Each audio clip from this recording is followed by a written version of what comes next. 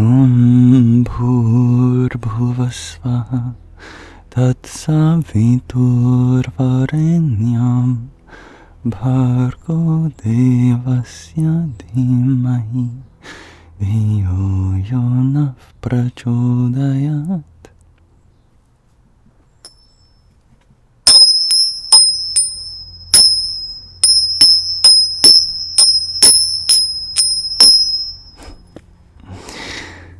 Hi, welcome to the beginning of another live Sangha.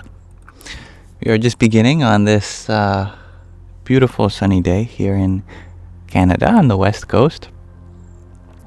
I don't know where you are all from as you are coming in, but I trust that you are as well as you can be, given how your day is going so far. I'm happy to know so many beautiful faces, such as Kiani. Welcome. Nice to have you here. As we are awaiting our first guests, like yourself, to come in, allow me to set my intention for this live stream today. Hello, dear Haley Queen. I would love for this space to be one in which we can accept each other's presence just as we are, for us to see past each other's differences and embrace them, seeking a deeper unity at heart. We come from so many different places, many different time zones around the world, lots of diversity. I look forward to embracing all of it and sharing and relating in each other's experiences. Oh, the sun is very warm today. The sun is a deadly laser. As the great poet-philosopher Will Birds once said. Namaskaram Veri, Jai Gurudev. My day has been going well so far. Thank you. That's right, I am in Canada. Oh. Thank you, dear Risi, for the heart me and team bracelet and best team and another team bracelet and a finger heart you've sent. I'm always so blessed to have you here. Welcome. Om Sum Suryaya Namaha. Salutations to the sun. And Haley Queen, thank you for the heart me as well. Jai Sitaram. Is that where Drake lives? Asked Kiani. Well, I think Drake is from Canada. Who knows what tomfoolery he's getting up to and what part of the world? I don't know. Thank you, Cat Ladybird, for your pair of roses. And Lone Wolf, thank you for your rose as well. Hari Om Tat Sat. Hello, Koli. Hello, Lone Wolf. You are from Sweden, Haley. I think that's so lovely. I've never met a Swede I didn't like. We have Deadpool, too, that's right. Ryan Reynolds. Jim Carrey. Justin Bieber. Keanu Reeves, I think, as well. I can't remember. Anyway. I have a question of the day for you all if you're interested. Namaste, dear Anna. Today I'm wondering, what can we do together to bring more love to the world? And I genuinely mean together, all of us. I know some of you may be passing and that's okay, but especially for our community members here, you know, we have a small audience usually, but I'd love to make the most of it as we can. So if you're interested in workshopping some ideas with me, even if they're simple and only take 5 seconds, I would love to hear them. So please feel free to think as long as you want about it. Yesterday's question of the day didn't have many biters. Perhaps this one will be easier. I don't know. But no expectations as always. I'm happy to plant the seed. At least. Good day, Flo. Hello, Aesthetically Feral. We are a little early today, Craig RG. Hello, Nostalgic Whispers. Thank you, dear Lone Wolf, for your rose and a finger heart and a quintet of tiny tinies. Yippee! Thank you. Thank you, Viri, for your heart me as well. Hare Krishna. Oh, what a great answer, aesthetically, Pharaoh. Keeping an open mind. It's simple and to the point.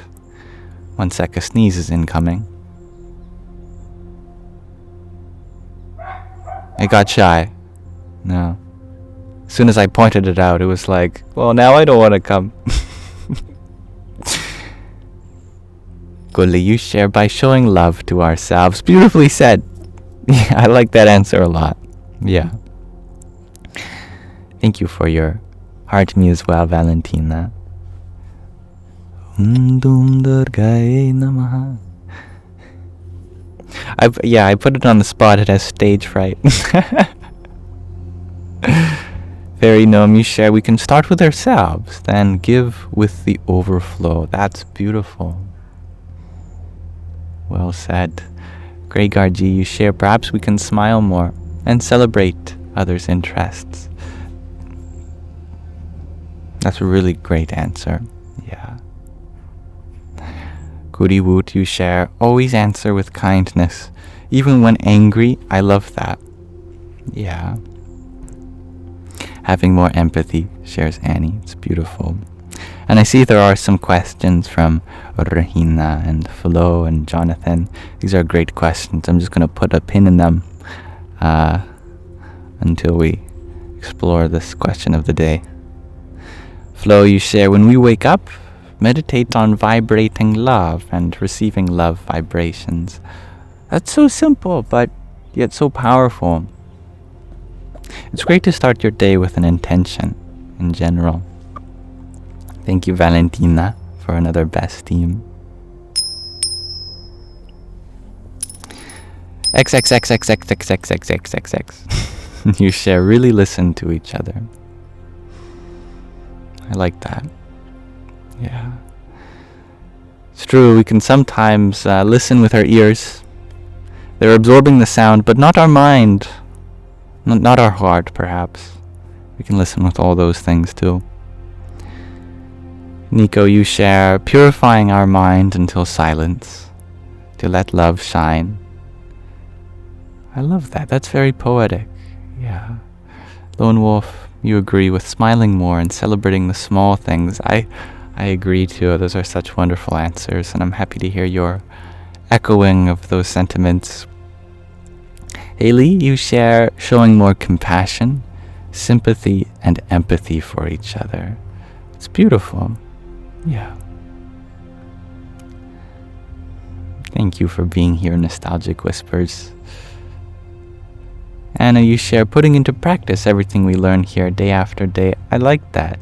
Yeah, making any truths we receive practical. Thank you, Dasha, for your heart me. Since your name means 10 in Sanskrit, I have to give you 10 dings. That's 1, 2, 3, 4, 5, 6, 7, 8, 9, 10. It had to be. It meant to be. Veda, you share. Follow the golden rule. Also loving yourself, as love starts there. Flo, you share. You feel we need to create a get-together festival where we can base the festival on love. I like that. That's fun. Nish, you share that you wake up in an empty house, so the first hello makes your day. Oh, I love that. Well, in case you haven't had one, hello. I'm happy you love my bandana, Josh. I love it too. These are wonderful answers. Gillian, you share. Encourage everyone to sit in nature and leave with the frequency. Yeah. Carry that with you. Oh, I hear the ice cream truck. It's always a good sound. Summer is still here. Brianna, you shared. Treat everyone like a friend. I like that. And you know what I like about the concept of friends is that it's something we add to a person, you know? Because we don't discover them. we create friends? Is there something subtle within a person that we can form together to add to our experience? We can do that anywhere.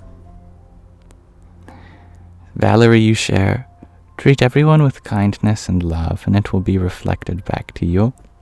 I like that. Yeah, that's a good reason. Psychedelic karma, you share, provide complete evidence without possible doubt we're more than the majority realize, divine, etc. Oh, I love that. Such an uplifting voice you have. These are great. Maris, you are wondering, what does any pronouns mean on my profile? It means whatever you see me as, that I am to thee. Of course, I wish to make a good impression on you, but any impression which you experience is valid according to you. Thank you, dear Alex, for your rose. Om Namah Shakti Shivaya. Thank you for finding beauty here, Unate. I don't know if I'm pronouncing your name right. Jackie, you share, be friendly and acceptance. Important qualities. Mr. Maudlin, you're wondering, we are all energy. Does that have a gender? Of course, in the ultimate sense, we all come from a unity. And that unity is an expression of nothing and everything. But actually, in Sanskrit, the definition of the feminine is energy. Shakti is the word. Energy is the feminine. So we are all feminine in that sense. But our potential is the definition of the masculine. Like potential energy, I guess you could say. Kinetic energy is the Shakti, and the potential energy is the Shaktiman. But we're getting off topic now, aren't we? Thank you, dear Vanessa, for your tiny. Yippee! And Innovision, thank you for your heart meet, and your pair of cheer-you-ups, and your best team as well. Om Kring Kalikaye Namaha. Alright, my friends, I'm going to pause our inquiry into the question of the day for now. But thank you. I know that you all have so much love to give the world, because that is your birthright. Now, there were some wonderful questions that I'd said I'd put a pin in as we were wrapping up the questions of the day, so I'm going to scroll back to them.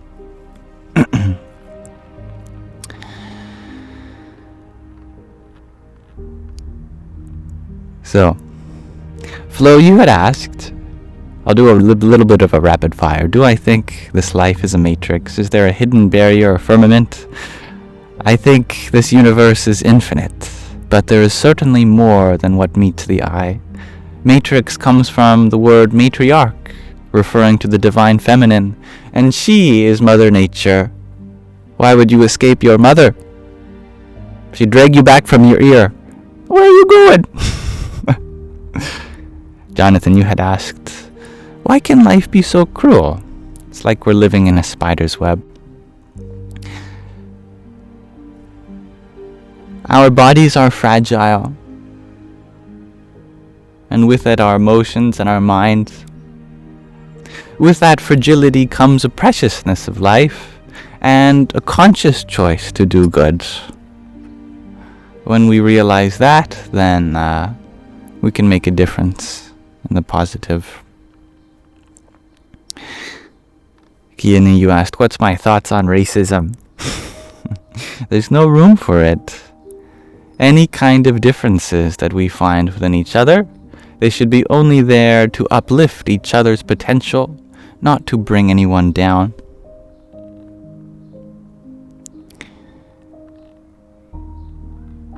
So those were the questions I think that were asked. There's some recent ones too. Oh, I just realized I didn't read Vanessa's answer to the question of the day. You also asked how I'm doing. Thank you. Forgive me for not seeing it till now. Be friendly, accepting, and kind towards each other daily. I love that. Granddaughter and Nana, you share respect each other. I love that.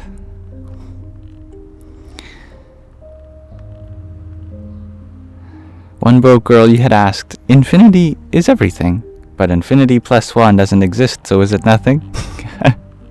There are many different kinds of infinities. What you are referring to is Cantor's infinity. Here's some math history for you. In the dawn of set theory, the current foundation for mathematics, we started discovering so many different kinds of infinities, some different flavors, many bigger than others. And so we had an infinity of different kinds of infinities. So one of the mathematicians, Georg Cantor, he had asked, what is the largest infinity? Because before we had kind of used infinity like the way you're using it, just to refer to the ultimate. But then we soon realized that there's various degrees of ultimacy. So what is the biggest of all infinities? Well, it turns out that asking that question creates a paradox. This is known as Cantor's paradox. And the resolution to the paradox is actually very simple. And it's that there is no largest infinity. Now that implies something very interesting, which is that there are more infinities than there are infinities to represent how many infinities there are. That is to say, you pick any infinity, the amount of infinities that this represents, there are more of. So in other words, there kind of exists something that's even beyond infinity.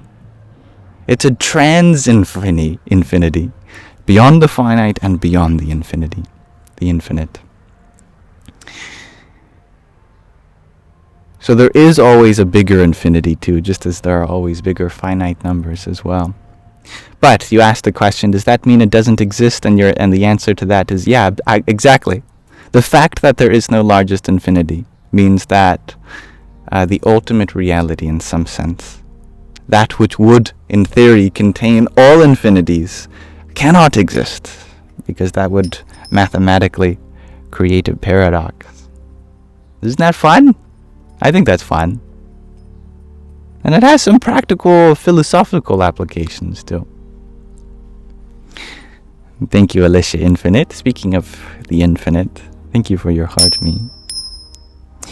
Alien, you were wondering, I have 4 bracelets. It's actually one big bracelet, but wrapped around me 5 or 4 times, depending on what you're looking at. Do they have 22 beads each?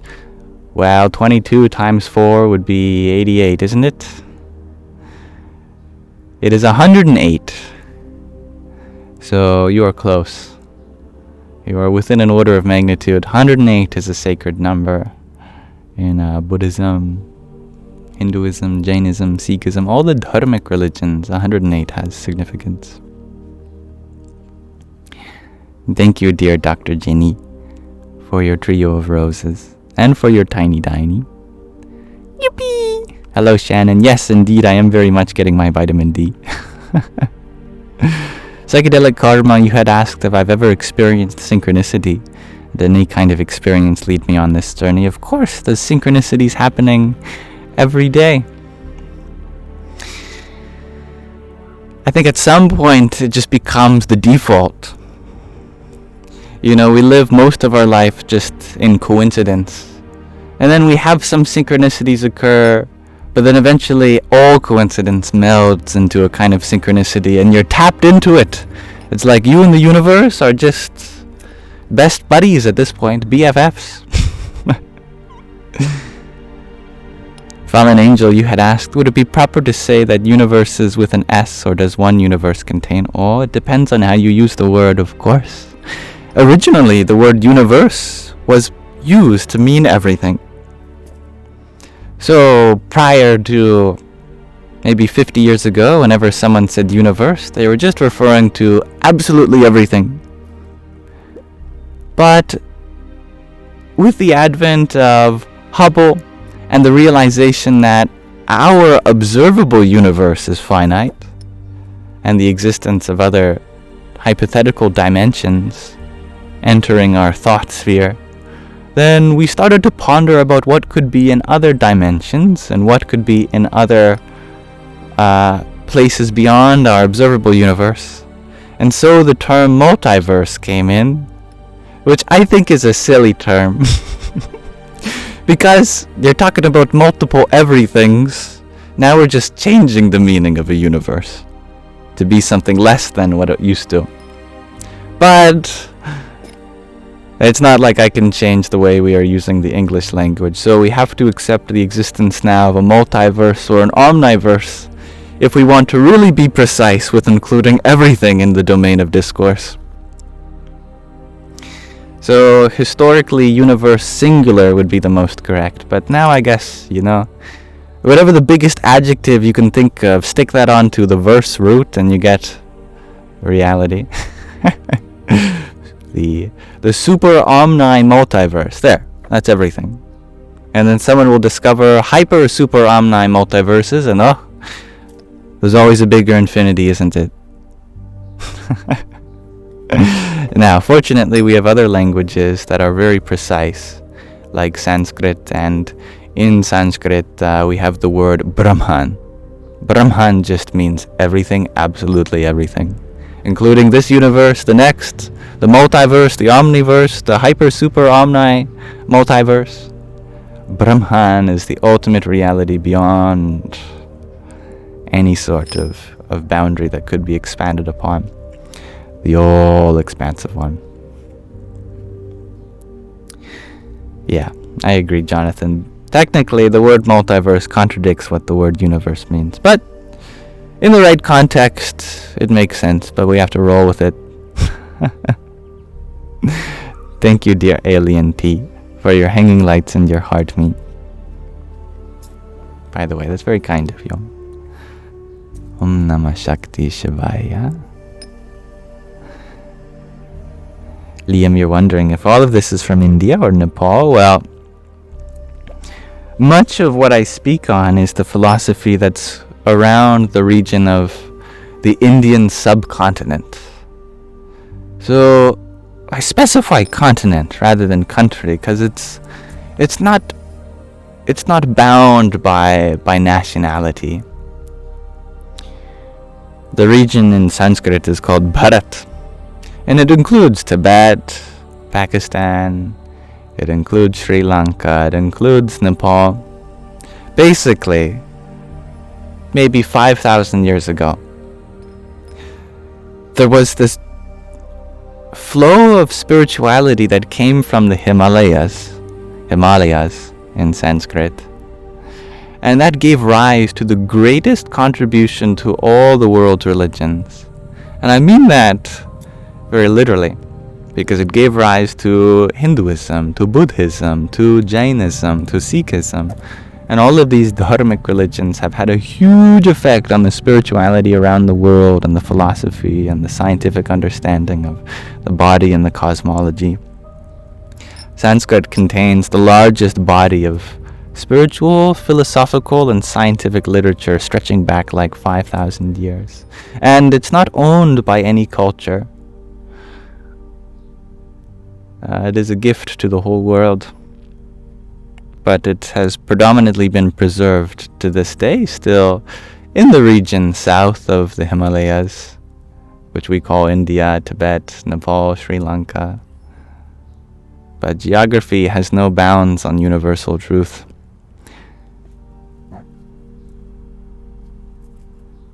Thank you, Ultra Maralit. Oh my goodness, Ultra Maralit. Thank you for your garland headpiece. Om Dum Durgaye Namaha. Thank you, dear Hybrid Jen, for your disco love. Radhe Radhe. Now, I would love to read to you all. Today, we are exploring deeper depths of the hidden power in humans, all about chakras and kundalini. This book covers so much detail, from a genuine yogi from the Himalayas, from this ancient tradition that stems back 5,000 years or more. Now we're going really deep into the Muladhara chakra, which is the root, the first of the human chakras, after the Pashu chakras. I hope you'll enjoy this reading with me. Understanding how the chakras work at a scientific level can be exceedingly beneficial on the spiritual path and all the symbolism contained within.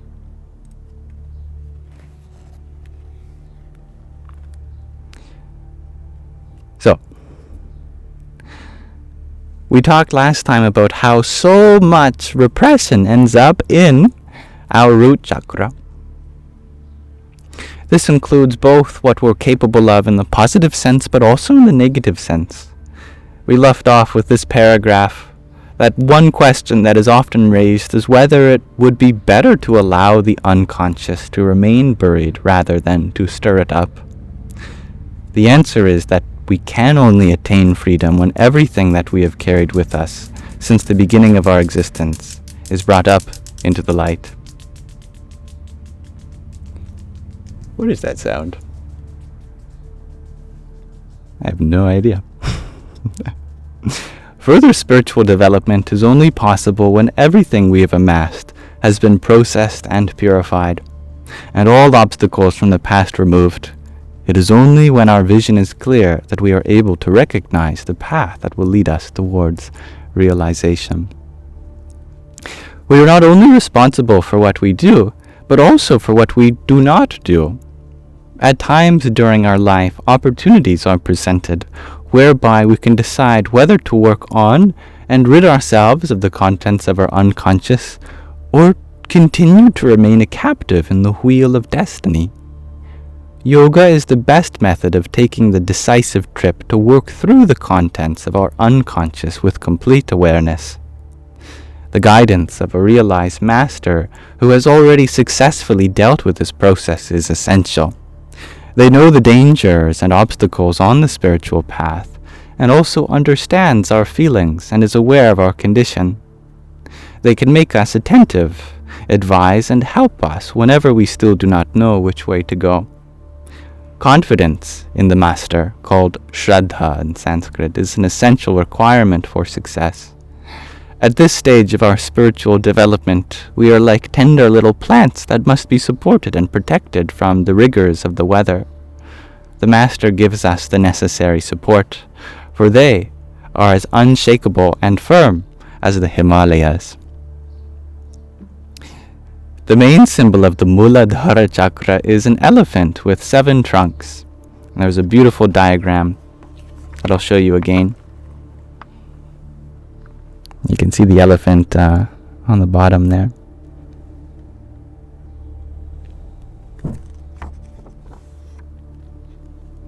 Generally, the elephant represents prosperity and wisdom, and in Indian mythology, the elephant is the carrier of Brahma, the creator, who brought forth knowledge and creation.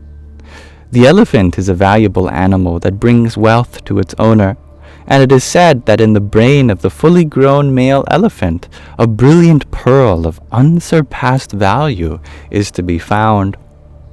This symbolizes the treasure house of wisdom that is hidden in the Muladhara chakra and should be raised into the light of consciousness. And as they say in our culture, too, an elephant always remembers. And this, I imagine, comes from the root chakra. How it always remembers, since it is the storehouse of all sanjit karma, the karma that has been accumulated for endless lifetimes. That's a great guess, alien.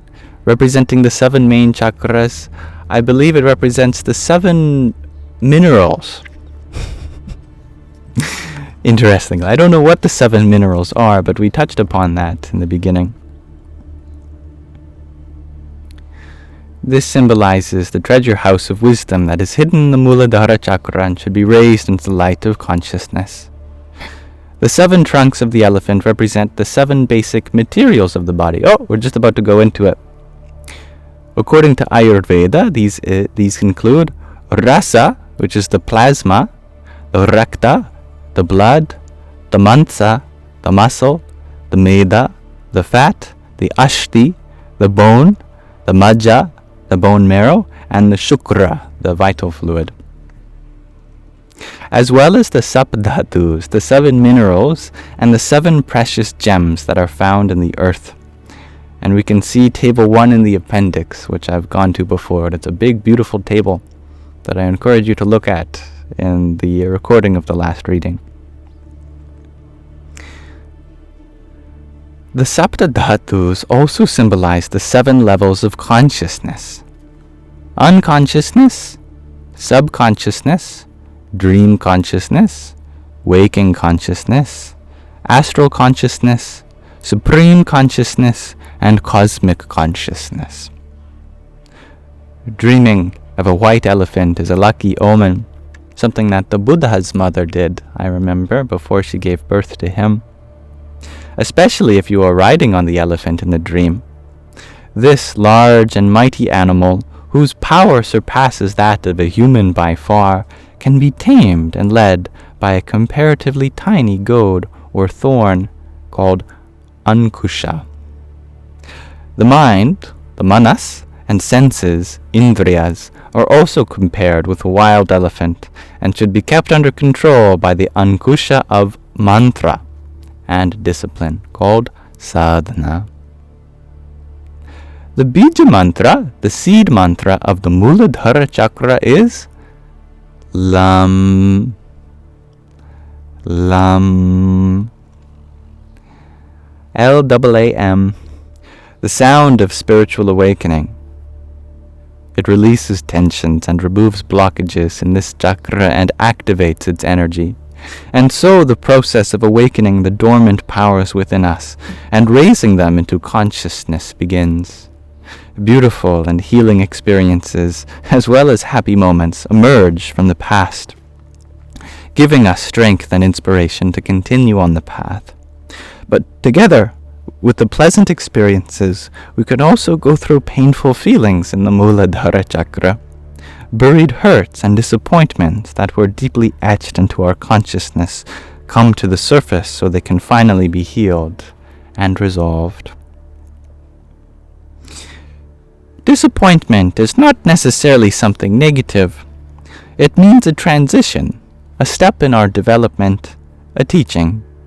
Every learning step in our life accompanied by the correction of a false idea, by disillusionment. The Muladhara chakra is often full to the brim with painful disillusionments. But when we work our way through these more misfortunes with wisdom, they are transformed into valuable experiences and opportunities for development. And there is so much more to explore in just this chakra alone. So, we'll pause our reading of the hidden power in humans there for now, and I look forward to exploring it with you again next time. Om Namah Shivaya.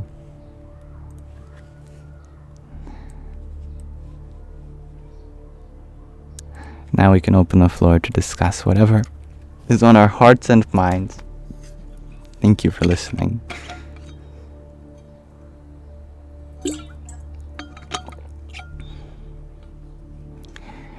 Unet, you share that you've dreamt of a white elephant, a white dragon with blue eyes, and a white wolf. These are your animal guardians. That's beautiful. Very auspicious. Thank you, Zach, for the donut and the rose you sent as we began reading. Hari Om Tat Sat. And Hybrid Jen, thank you for your 7 roses and a paper crane. Om Kring Karikai Namaha. Thank you, Innovision, for the pride glasses and the cloud bread as well. Very thoughtful of you. Namah Shakti Shivaya. Namaste, Chloe Evans. You're a little sick. My best wishes to you. Being sick sucks, but it can be a good experience in other ways to focus on self-healing. Johan, You had asked my thoughts on 12-tone equal temperament. Well, I see that that's in tandem with Gregardji's comment about how it's weird there's a 7 to 12 ratio, like the musical scale. You keep seeing that a lot. There are a lot of ways in which the symbolism comes up. I concur. Yeah, I would love to know the reason that is too. I know that the 12-tone equal temperament, it's a shortcut, isn't it? For true musical harmony. Because in 12-tone equal temperament, every semitone is the 12th root of 2 of a multiple in frequency of the last. And of course, after you get 12 semitones higher, then 2 to the 1/12 multiplied by itself 12 times, well, that gets you at an octave, a doubling in frequency, which is very nice. But I think if you look at the waveform of these equal temperaments, there's something off about them. I remember playing with a polar graph in Desmos.com, where I was watching the cosine and sine of a chord, and the chord was based on equal temperament. So I started with a root note, and I went 3 semitones up for the next note, and then another 4 for the third note. And you'll notice that if you watch this graph play, there's something wrong about it. And actually, it's because we really should be using more geometric ratios. That if I forget the alternative of 12-tone equal temperament. By the way, I'm no music theorist, but this was something in my experience when I was playing around with a graph that things just line up mathematically more. That a 12th root of 2 is a very irrational and random number. It just so happens that it's very close to mathematical harmony, but I think it's a shortcut.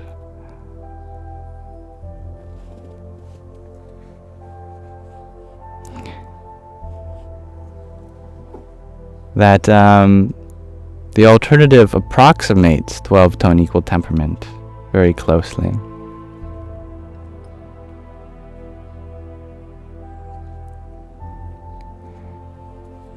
Sonia, you share it's Lionsgate tomorrow. What are your thoughts on this day? I have never heard of that in my life, to tell you the truth. Someone please enlighten me. What is Lionsgate?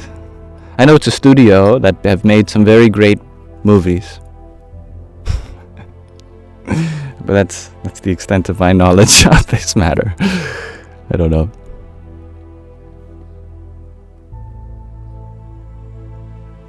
It's true. In Indian music theory, there are microtones, which is cool as well. I love that. Yeah, I mean, there's just so much variety in the different scales that are possible.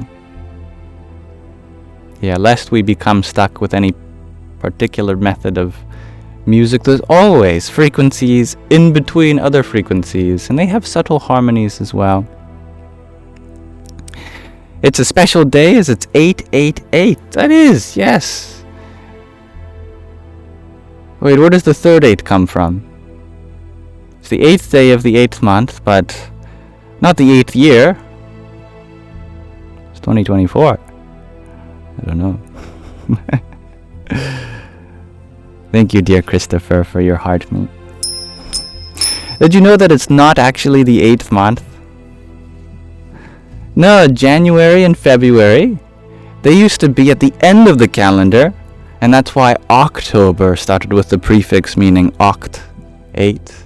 And then November started with the prefix meaning 9. And then December starts with the prefix meaning 10. That the first month used to be March. And I would make October the 8th month. But it's somewhere down the line. We took January and February, we put it at the front of the calendar system anyway.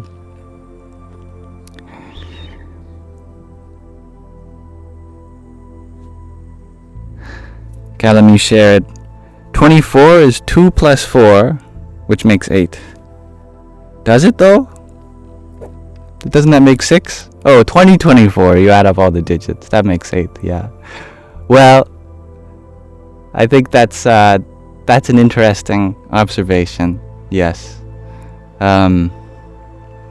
If we were using a different calendar, it wouldn't add up to 8. You know, if we were using the Chinese calendar or the Korean calendar or some indigenous calendar or the Jewish calendar, there are so many calendars.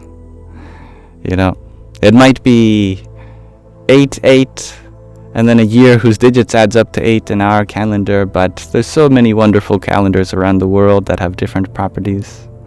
I don't think that makes tomorrow any more special than any other day of the year. All of the days of the years are special.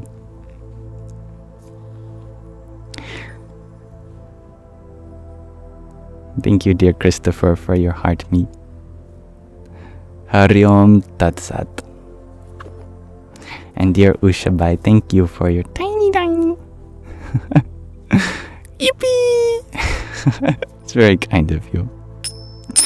Potato Soup, you share that your friend and you decided that I'm a grass-type Pokemon trainer.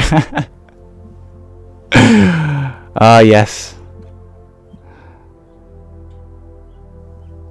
I'm trying to think of a grass-type Pokemon. Bulbasaur? Is that a grass-type Pokemon? Or is that a forest-type? I don't know my Pokemon that much, but I feel like I'd connect well with many Pokemon.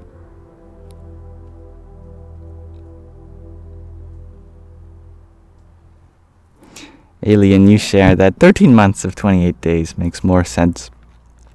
Yeah, it's unfortunate that, there's something really beautiful happening with our lunar calendar and our solar calendar as it relates to the masculine and the feminine. You'll find that in patriarchies, we often go by the sun. And so we force the lunar cycle to kind of match up, even though it doesn't. And the sun has always represented the masculine and the moon, the feminine. But in matriarchal societies like the Inuit and many indigenous cultures around the world, they go by the lunar calendar. So there's this really interesting connection between the gender roles in society, and whether we go by the sun or go by the moon. So too in the feminine body, you'll find that the hormones go by a cycle of 28 days. And the masculine hormones go by a cycle of 1 day, or over the course of 1 year, the 2 solar cycles. I think that's fascinating. But the solar cycle and the lunar cycle, they don't perfectly line up.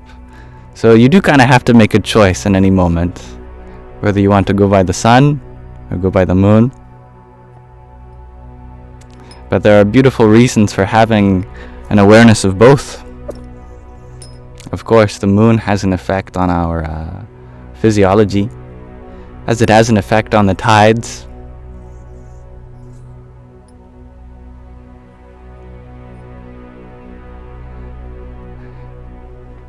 The male cycle is 1 day, Askre Garji. Well, the thing is, we have 2 cycles. Actually, every astronomical body has 2, unless it's tidally locked to its parent body. Because you'll notice that the sun appears to go around the earth in 1 day, but the earth goes around the sun in 1 year. But for the moon, we don't have such a distinction, because whereas the earth is not only revolving around the sun, it's also rotating. The moon is rotating at the same speed at which it's revolving, so that the same face is always facing us. So that is why the solar cycle comes in a daily component, but also a yearly component. If the moon's rotation was any different, then we would have another lunar cycle to keep track of. And there are other subtle cycles, like the precession of the ecliptic and how the moon's plane of orbit wobbles as well. But I'm no astrologer or astronomer, so I couldn't tell you much about those. I agree, Greg RG. Tidal lock-in is weird, and the fact that the sun is both 500 times bigger than the moon and 400 times further away. It's amazing how much how much of an alignment there are in various aspects of our solar system. It's beautiful. It's mathematical music. Harmony.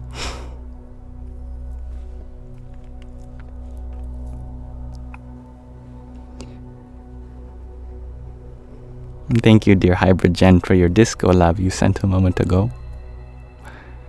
Gam Ganapataye Namaha. And thank you, Innovision, for your tiny. Yippee! Flo, you share it seems programmed. Oh, I wouldn't go that far. See, to say that this universe is programmed is also to say that the default would be anything different. That nature wouldn't align in such beautiful ways without intervention. But I believe that nature loves its patterns. It loves harmony and resonance. That this is the natural way for things to be. It doesn't require anyone coming in to make things perfect. It naturally finds itself in this way.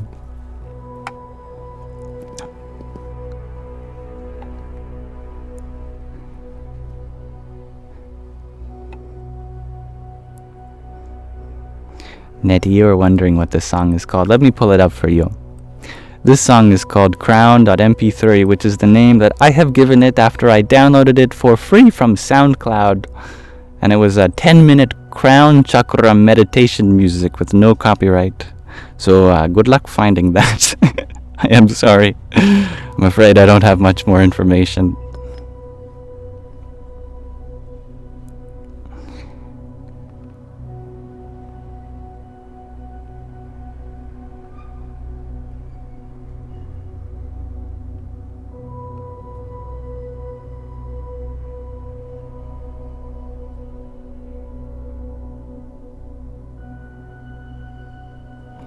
Stanley, you share that tidal locking is not weird considering the current leading theory on the moon's formation. I think even if you know the reason for something's existence, that doesn't make it any less weird that it happened that way. Sure, there most certainly was this other planetary body going in the other direction around the sun, and as it collided with the Earth, of course, due to the conservation of momentum and angular momentum, these formed a stable partner of orbiting bodies. But even as scientific knowledge becomes more aware of the circumstance in which these things arise, I don't think that makes it any less weird, any less wonderful. And I do believe that's something we have to be careful for, that we don't let science take the mystery away from life. We can still be mystified, even if we have come up with models, theories, and equations which predict the evolution of these things. Because isn't it wonderful that these things exist at all? Hello, dear Gina. Thank you for your heart, me and Rose too. Radhe or Radhe. Roxy, you're wondering what the new kitty print is on my head. This is a yamdana. It's something that I made and it's very silly. And if you like silly, then it's something that's available in the link tree in my bio. I've been getting into bandanas lately, and I thought it'd be fun if I made my own. Yosan, you share that your cat and your fish are friends. That's weird. I love that. That's wonderful. Flo, you share that it's very interesting how we don't know our true beginnings as a human race. And I think that's wonderful also, how much mystery there is surrounding the origins of almost everything. All I know is that I don't know where I've come from. But wherever I have come from, it is just as part of this moment as I am. As I am meant to be here now. Everything before me is meant for me also. All that I have to attend to in this moment, the universe is arranged such that here it is, and here I am, here we are.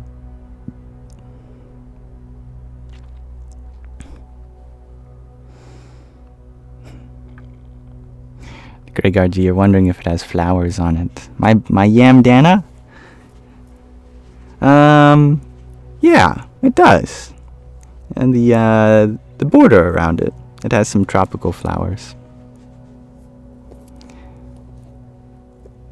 And thank you for sharing your love.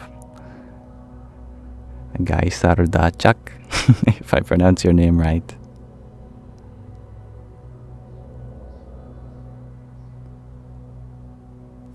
Potato soup. You're wondering, do I think being and thinking are two different things? Of course. You might not be able to think without being, but you can certainly be without thinking. Yes, the solipsists tell us that I think, therefore I am. This is known as a material implication in logic. And a material implication is equivalent to the disjunction that either the antecedent is true or the precedent is false, which means that if the statement, I think, therefore I am, is a true statement, then that either means that I am, or I do not think, or both. Now, of course, I think it's pretty obvious that we do think, and that implies that we have proven through modus ponens that I am, which means that we have successfully eliminated our precedent, that our antecedent does not depend on thinking, that beingness exists as it is.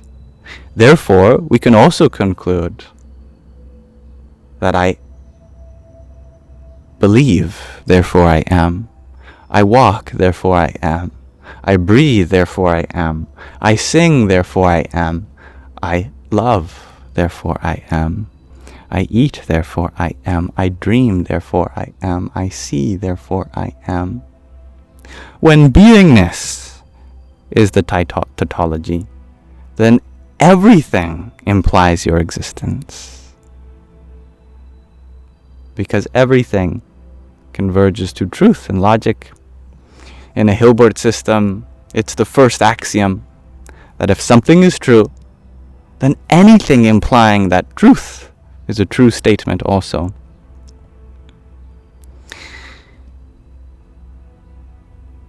There is a hierarchy of being. Thinking happens at the mental level, but the mental level is part of our experience. We are the experiencer, which is able to include thinking as part of this experience, but so much more. There is a world before us, a body before us, 5 senses before us, a mind before us, an intellect before us, and a sense of self before us. But we are not in any of those things. We are not defined by the world. We are not defined by the body. We are not defined by our senses. We are not defined by our mind. We are not defined by our intellect. And we are not defined by our sense of self. We are the blissful watcher of this whole experience from the top down. And we cannot be our thoughts, because our thoughts occur to us just as a passing tree occurs to us. Just as the seer is distinct from the seen. Since we are the knowers of the mind, we must be beyond it. This is the conclusion of Vedanta, the study of the Vedic scriptures, humanity's oldest revelations. Day 26, you had asked if I know the Power of Now book. Well, I believe that's written by Eckhart Tolle, and I know of it, but I haven't read it. Though I have listened to Eckhart Tolle, and it's clear he is immersed in a lot of presence. And that's wonderful. And thank you, Shakirov, for your rose. Namah Shivaya. And I love that alien. Thoughts are like items in a shop. Take what you need, leave the rest.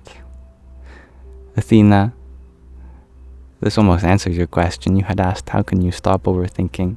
AKA, control your thoughts. To control one's thoughts is an endless battle. Let's start with something easier. Just a minute ago, I described the hierarchy of being. There's the world, then the body, then the senses, then the mind, the intellect, the sense of self.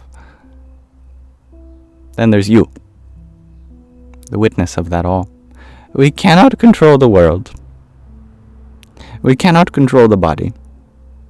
We cannot control our senses. We cannot control the mind. We cannot control the intellect. But we can control our sense of self. Because this is the second in command in the hierarchy of our being.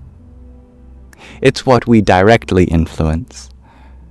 But everything else we indirectly influence. Our sense of self is our control point, our joystick. I think the older I get, the less frequent the joystick analogy will hit.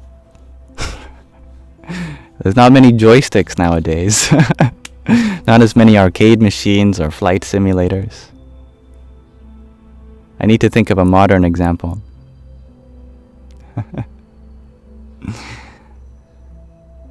Like our phone screen.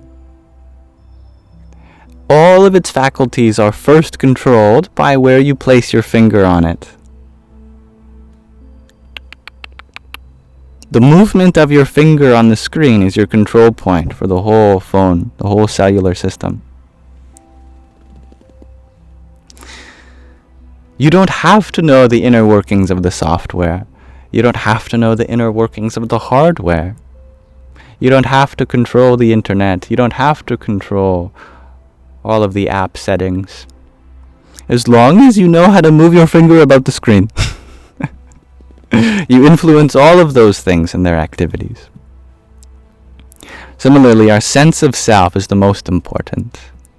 It's called the ahankara in Sanskrit. It's sometimes translated to ego, but I don't like the word ego. Let's just use our sense of self. Our sense of self is wherever we move, not our finger, but our awareness. It's a subtle phenomenon. Most of us are living at the level of the world or the body or the mind, so we have to go higher to be aware of this movement of the self. Like when you're watching a movie. Where do your eyes go? Where do your ears go in a song? What parts of the story are you paying attention to? That is the power of the ahankara, because it defines the course of your life. It's a very subtle thing. It happens beyond thoughts, beyond your faculty of making decisions either. The solution is something called satsang, true association. In any moment, there is a variety of experience. There's going to be positive people in your life, negative people, and those more complicated in between and beyond. There's going to be positive emotions, negative emotions, and those more complicated in between and beyond. There are going to be positive thoughts, negative thoughts, everything in between and beyond. As long as, with the power of your ahankara, your sense of self, you're engaging in satsang, true association, you always bring your awareness to what is positive, what is kind, what is truthful, what is sincere, what is uplifting, what is genuine. Even when the whole world appears to be turned against you, bombarding you with so much negativity, we continue to bring our awareness to the positive people in our life. All of the contributions they have made for us, to the positive thoughts, all the ways forward we still have toward the possibility, toward what we can be grateful for. This satsang, this power of positive association, is our true free will, because we cannot directly influence anything below. Not the world, not the body, not our senses, not even our mind, nor even our intellect, that thing that's doing all the decision making. The only thing we deeply have free will over is our awareness and where we put it. So, if you want to make a better life for yourself, no need to try to change the world or your body or your mind or your intellect. Just change where you put your sense of self, the ahankara. Place it in the hands of good people, good knowledge, good books, good teachers, good experiences, good thoughts, good feelings. Let that be a reflection of who you are, and everything else will sort itself naturally. It takes a long time for the differences to trickle down. But when we start from the top, that's the biggest difference you could make. It's the butterfly effect at that point. That even a small difference in your sense of self towards something positive has drastic changes down the line.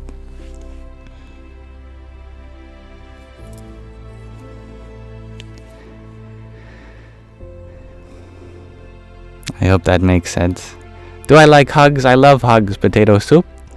And I love hug emojis, just the same. Thank you, Peter Schaefer, for your wonderful rose a few minutes ago.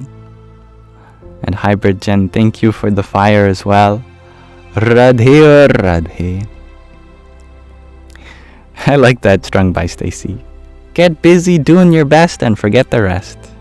That's the spirit of karma yoga. Thank you, Gina, for your cloud bread. Now give me the vote. Another cloud bread and a rose. Yeah, you're very kind, Gina. Hari Om Tat Sat. Thank you, Innovision, for your applause. I have some cheers for you too. Imagine the whole universe clapping for you now.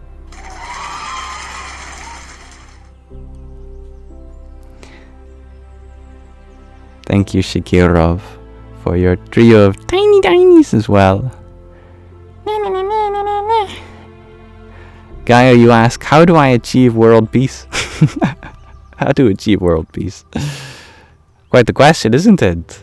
One that will take a lot of brilliant people from all the world's traditions. In science, in art, in athleticism, in humanitarianism, in medicine, in faith, in music, in cultural appreciation. There's so many different factors that we have to bring together.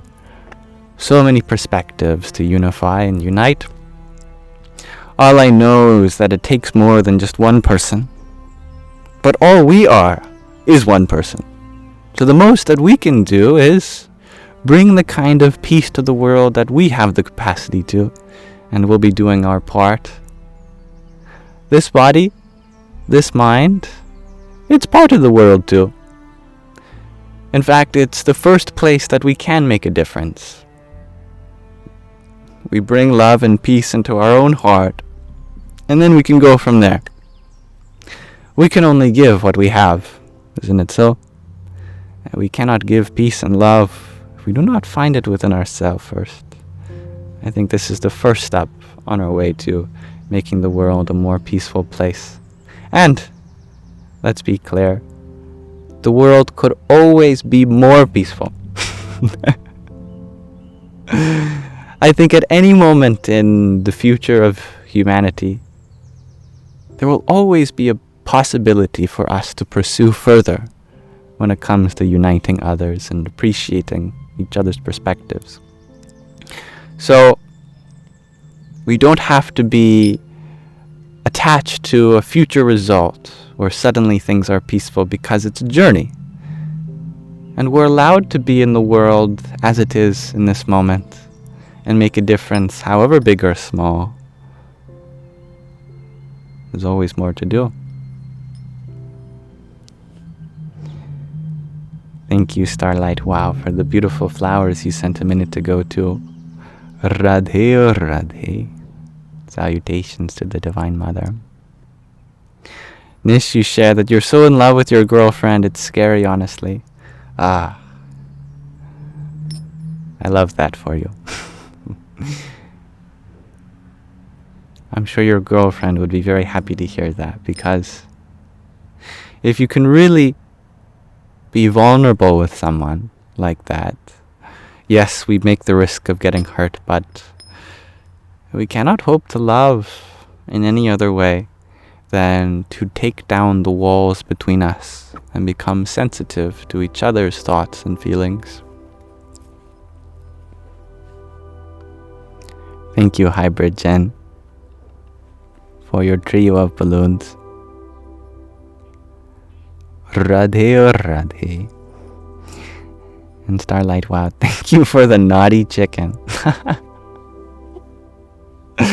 I have never received that gift before. That's very funny. Thank you, Namaskaram.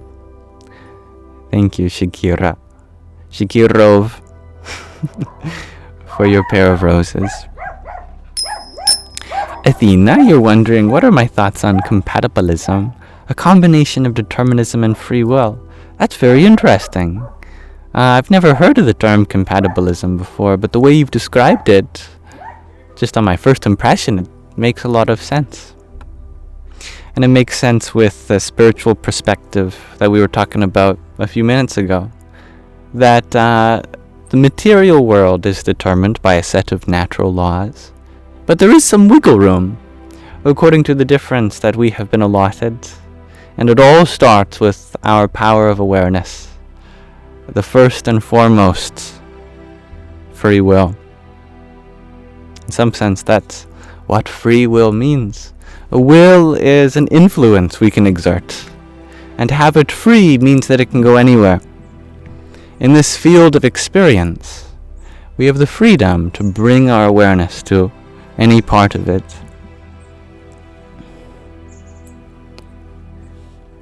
Josan, you are making mango spice with your curry while you watch this. Wish you luck. That sounds delicious. I'm sure it will go well. Thank you, dear Hybrid Jen, for your love painting. I don't think I've ever received that gift either. There's such a diversity of gifts too. Thank you. Reflecting the diversity of individuals that come through this live stream. Thank you. Hariom Tat Sat. Potato soup. You're wondering if I have anyone special, and you're apologizing if it's a private question. It's okay. I feel comfortable answering this. I have nobody special. In the same way that whoever I'm talking to at that moment, I make that person the most special in my life. If my mother has my attention, then she is the only one who has it in that moment. That means it's special. If my father is talking to me, my father is the most special to me in the whole universe at that moment. If it's my cat Sandy, or if it's my cat Shadow, they have the fullness of my appreciation and love. Whoever is in my experience at that moment, they are most dear and most special to me. And right now that includes you.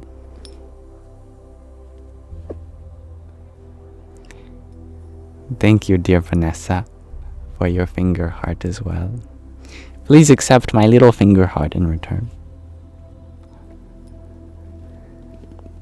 Om Namo Bhagavate Vasudevaya.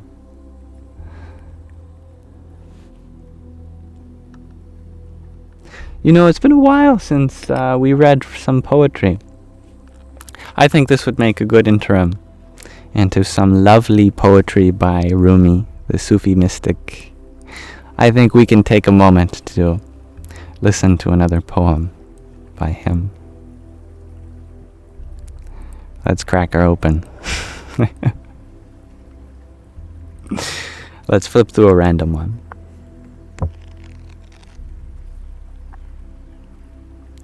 This one's called To Clutch at Madness. I look forward to this one. It's a nice short one. Conventional opinion is the ruin of our souls. Something borrowed which we mistake as our own. Ignorance is better than this. Clutch at madness instead. Always run from what seems to benefit yourself. Sip the poison and spill the water of life. Revile those who flatter you. Lend both interest and principle to the poor. Let security go and be at home amid dangers. Leave your good name behind and accept disgrace. I have lived with cautious thinking. Now I'll make myself mad.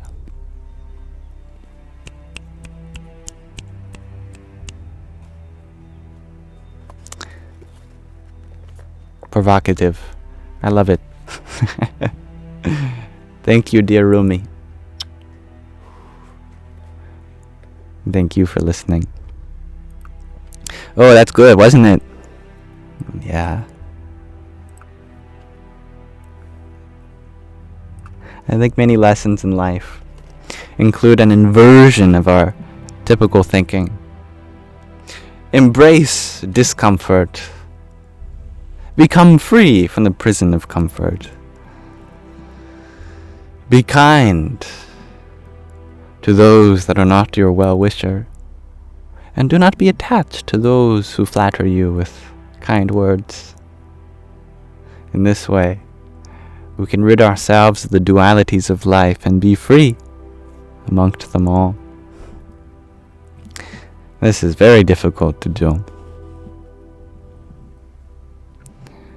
Thank you, dear Bobby Sue, for the heart me that you sent.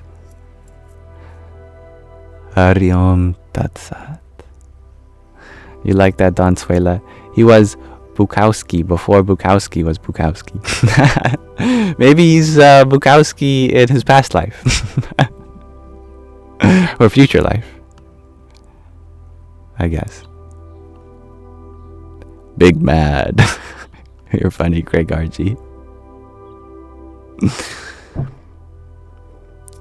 Rumi was a great Sufi mystic.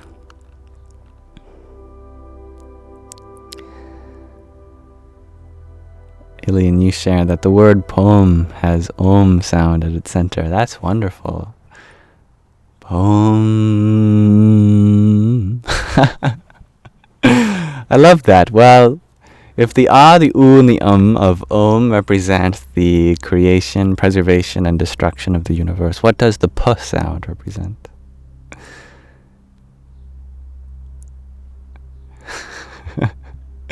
It represents the initial plosive that started the whole creation. Paum. An initial impulse. Gardening Greg RG. You ask, what if we all did a poetry exercise one day? I love that answer.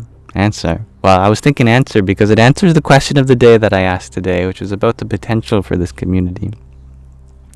Oh, we could do that. We could set a date in the future as Poetry Day, and then I'll ask everyone every day until that date to come up with a poem for Poetry Day. And then we'll share our poems together.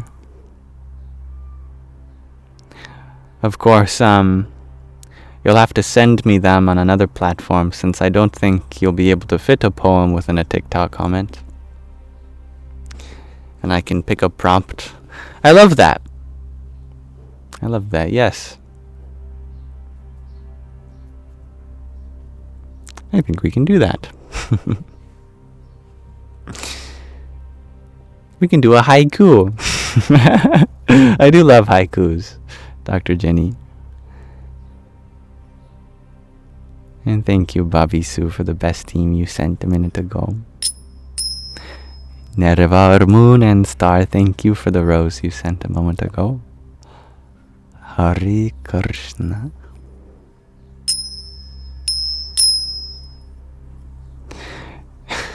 You are already being poetic, G to infinity. Today we think, we ponder and ponder this. We wonder and wonder, yonder and sonder. We could have the the qualification that it's short enough to fit in the comments. That would be fun. That's a good limitation. I think art does thrive with some limited aspect too. G is very poetic. I agree, Talon. You like the word sonder, Dr. Ginny? It's a great word. If I'm not mistaken, it refers to the epiphany that other beings are having just as deep of a personal experience as you are.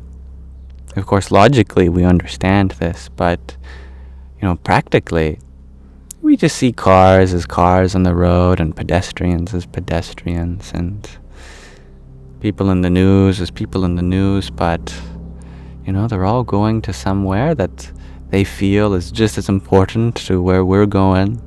They all experience a conscious witnessing of the same life that we do from another angle. They have the same deep appreciation for having a sense of self in this universe, and they are just as unique in many ways. Contemplating on this is a very deep meditation. I think it can lead to the realization of universal consciousness. No, seriously. That the very same beingness in me that says I am, that I am is within you as it is within everyone, including strangers. Sonder, such a great word.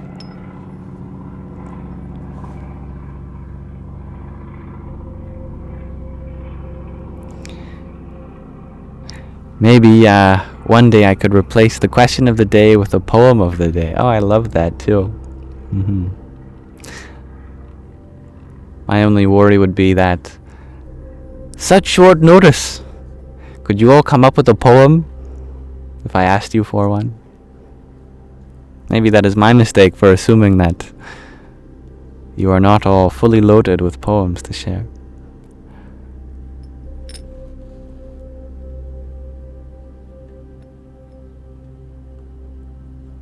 Donsuela, you shared that your dear dog Chapman had a seizure the other day, and you're grateful that he is presently okay. It was scary in the moment. I can imagine. Yeah. No one wants to see another life form in such a distressed state, neurologically. But you are such a good mother in many ways, and that includes being a mother to your furry friends as well. I am only grateful that they had that in the shelter of your awareness.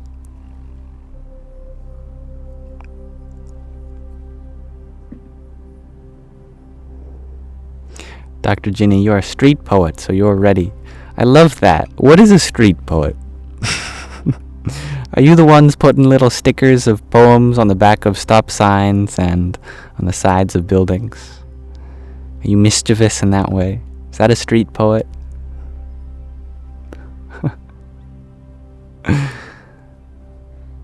I am ignorant in this way. There are many writers in here.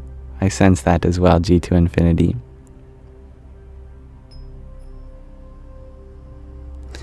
Strung by Stacy, you share that you feel slow sometimes trying to keep up with us smart folk. Oh, Stacy.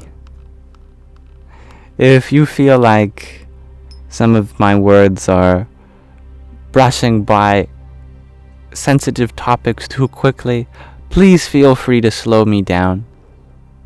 I want to be inclusive to everyone, and we are all smart in our own way. What is intelligence, if not the kind of understanding for some aspect of life? And we have all experienced life just as intensely as one another. Therefore, our understanding remains as immersive as any others, just in different ways.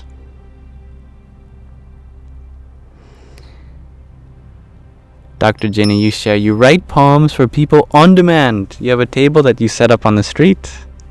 So that's a street poem. Wow, I would love to witness that. That's great. What an amazing thing that is. Thank you for sharing that, Dr. Jenny.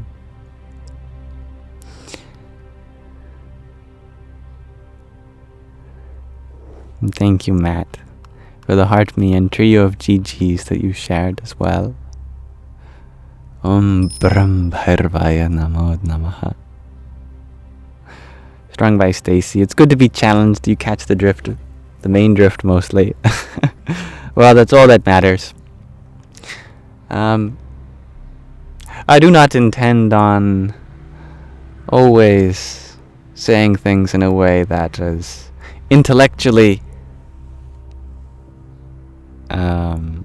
acceptable. I like to split one's mind and twine and dive deeper into the heart of the matter. So if you listen with this fleshy abode we call the heart, and I think that's all that truly matters, isn't it?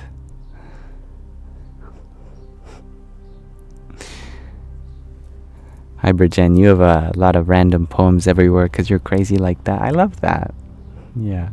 It's good to be creatively crazy. Or crazily creative. And Athena, you're wondering, how would I define intelligence? I really like the Sanskrit word for the intellect, which is Buddhi. It's related to the word Buddha, actually. It comes from the root Bodh, which means to awaken or to understand. Because when we do understand, we awaken something that was sleeping. We light up the dark, in a sense. That is why the Buddha translates to the awakened one, coming from this word. When we say that we understand something in Sanskrit, we say Bodhami. I understand. I awaken to this, it means. And I think that's beautiful. So intelligence, you could say, is bodhicitta in Sanskrit. You've also heard this word before. Bodhicitta, but it's used in a different way that we might use the word intelligence. We might use the word intelligence to say that someone is learned or well-read, that they have a great memory, that they have great logical faculties. But this is just one form of intelligence, isn't it? There's also spatial intelligence that artists are really good at, emotional intelligence that so many people have. There's interpersonal intelligence dealing with relationships, and these are all just as important to live in this world. Bodhicitta is used as awakening consciousness, and I think that is the true essence of intelligence. When you put it like that, it's awakening consciousness. Then it's not a competition. It's just something that we cultivate in order to awaken our sense of belongingness and inclusiveness in this life. We include more in our experience. We wake up to the facts of life. I think that's a great definition for intelligence, and one that I can't take credit for since it's 5,000 years old. Adrienne, you like the definitions that include animal intelligence too. I love that. And that's very, very honorable about you. Yeah. Sometimes definitions exclude other life forms, as if intelligence is merely a human phenomenon. But as waking consciousness, this is something we share in the kingdom of life.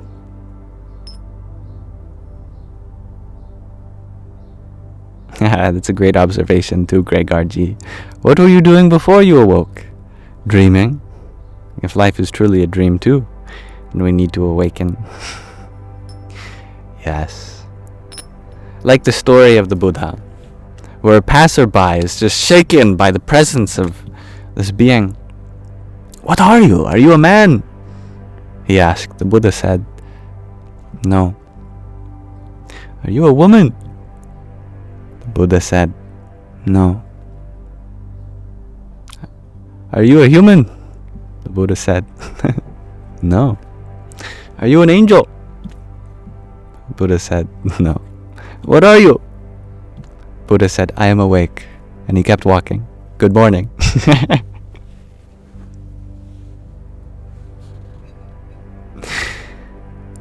And that's a great example of what the Buddha is. Literally, the awakened one. Or the one that possesses an intellect. The Buddhi.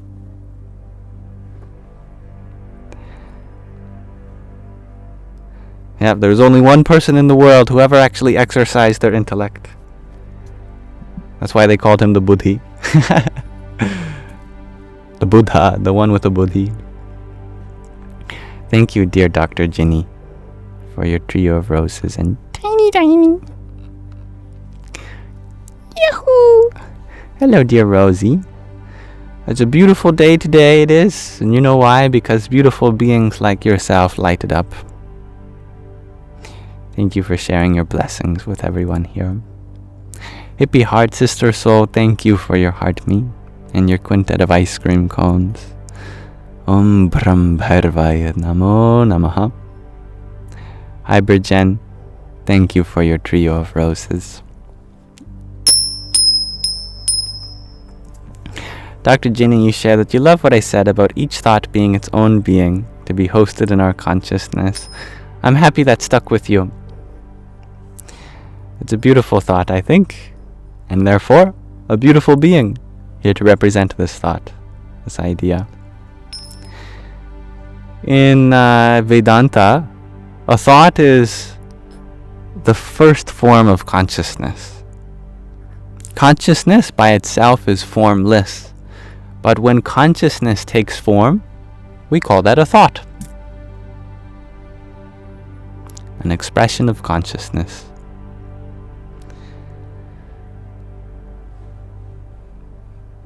Strung by Stacy, you share the mind rationalizes, the heart knows, does the intellect connect them? I love that. The intellect discerns, that would be its role. Its faculty is called viveka, discrimination. Not discrimination in the negative sense, but the ability to be able to find a nuance between two things. Oh, this that I am behaving with as is not actually an expression of my true self. Viveka, I can discriminate between how I want to be and how I'm actually being. But it's said that the mind resides in the heart, not our brain.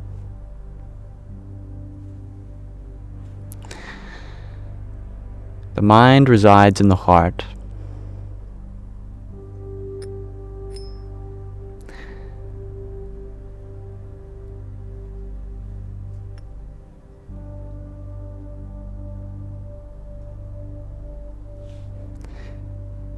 Helio.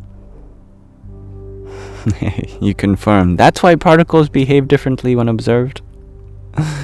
Without observation, there would be no universe. There would be no particles to observe.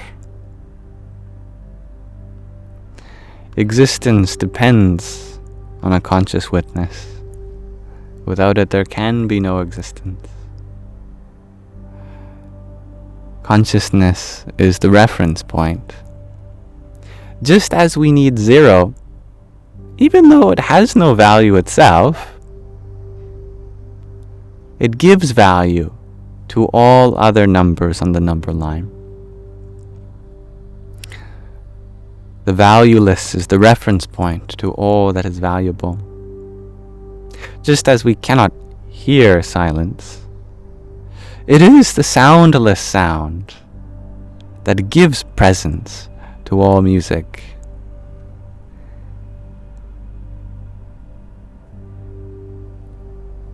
All spectrums, I should use the plural spectra of experience, require a subject, a reference point. That reference point is different. Consciousness is the reference point for the universe. It is the immaterial subject to give value, to give presence, to give music to all that is material. The very background.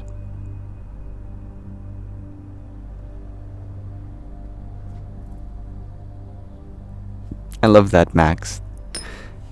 When you focus on what's blessing you, you'll forget what's depressing you.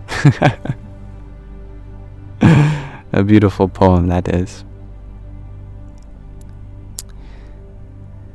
Yes, the literal heart is a pump, and the figurative heart holds the mind. Such is why, when we really are speaking from our mind, we hold ourselves here, don't we? My microphone's a little bit in the way, and it's in the shadow. We hold our heart, we say, I am sorry. I didn't mean to do that. I love you. This is so important to me. We don't hold our shoulder. We don't hold our nose. We don't hold our eye. We don't hold our pinky. I didn't mean this. I only wish good things for you. Likewise, we don't hold our brain. I am sorry. I didn't mean this. The only body part that makes sense to speak from sincerely is the heart, isn't it? Not our toes, not our knees, not our tummy, not our neck, not our teeth, but our heart.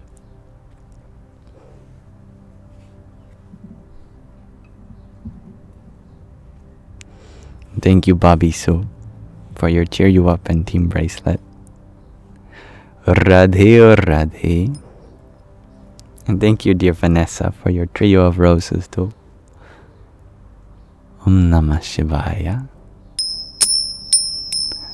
Rosie, you share that. It seems like everyone in the UK right now hates each other. Lots of violent protests. How to cope? Be the source of love that you wish to see in the world. Wherever there is darkness, that is an opportunity for your light to shine, isn't it?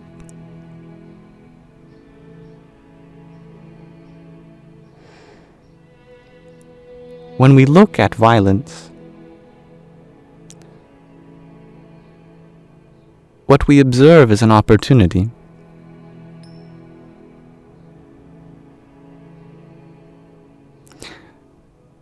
We only notice it because it's in contrary to what we wish to see. That potential that exists behind the narrative of life. The kingdom of heaven, you could say, that exists behind the world.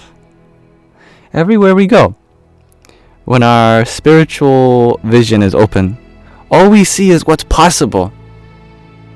And when something is precluding that possibility, then we notice there's a disagreement there. In my heart, the world should be filled with peace and love and prosperity. But here, there is something in the way of that. Now I am really noticing the difference.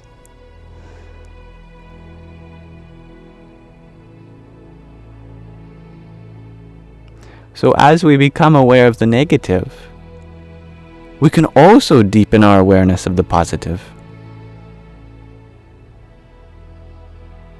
Because the more we look at the positive, the more we see the potential latent in the negative.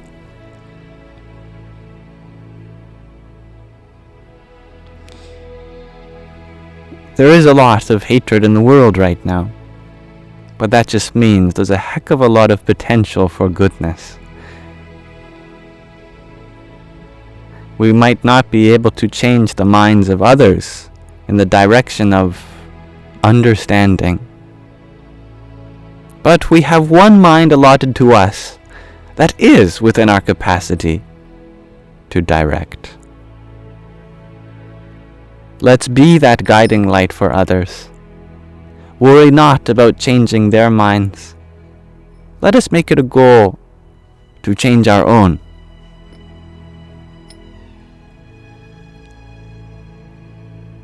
You change your own mind. Anything is possible. You bring yourself into understanding, compassion, and love. Then what's stopping anyone else?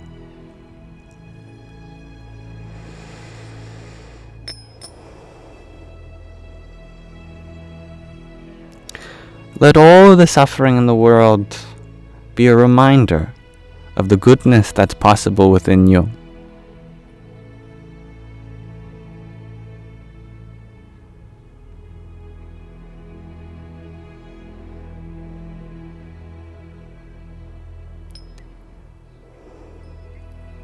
Thank you, Little Wing Nico, for the heart me and cloud bread you sent. Jai Sitaram. And Princess Bad Trip, thank you for your 5 roses.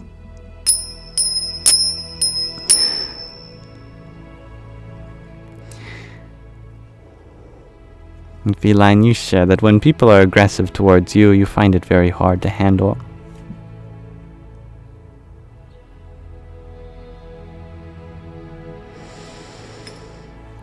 I would be very impressed if it was easy to handle.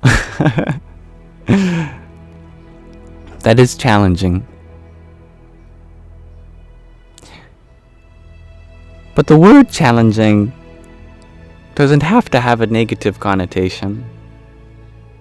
When someone is challenging you, we can use that as an opportunity. We can see it as a blessing that here there is negativity before me. How can I turn this into something beautiful? How can I respond with patience? How can I alleviate the suffering of this moment? How can I have empathy to where it comes from? If you think like this, you become a karma dissolver. Actually, everyone has the capacity to dissolve the karma of another being when they direct their karma towards us. When someone comes to us with anger, with hatred, with violence, with harm, what they are doing is serving us their own karma, saying, you have it. I have so much suffering within me. Take my suffering. Now you have every right to refuse this. You can say, no, I didn't order any karma. This is yours. Your responsibility. Set that boundary. Entirely your right, I emphasize. But it's also your ability to hold on to the emotion and process it into something beautiful, thereby becoming the causeless mercy to liberate this being from the karma that they have given to you. Do they deserve it? Absolutely not. But can you still do it anyway? Certainly, this is possible. When someone is difficult with us, we have every right to refuse to be involved. But if you want, you can liberate their karma by transforming it into something beautiful.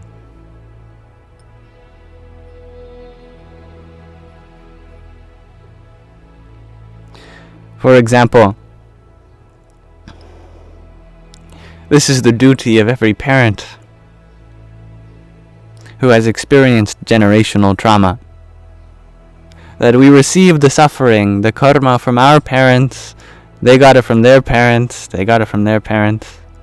The only way to not pass down this trauma as karma to your children is to forgive all of your ancestors. Is to process it into something beautiful.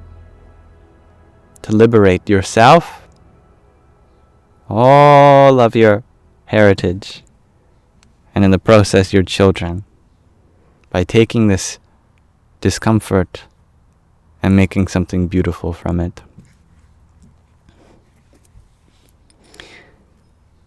Thank you, Aurora, for your rose as well.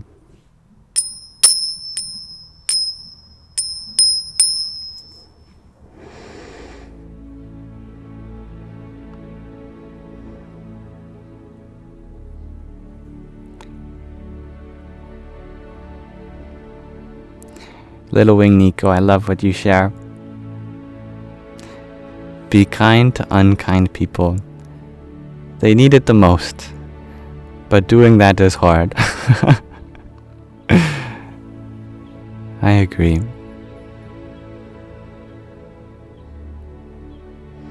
Crossfires, you share. You don't know, it just seems like everyone's getting mad and mad.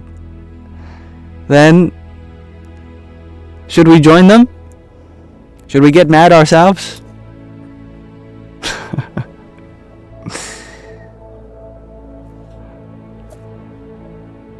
There is no point.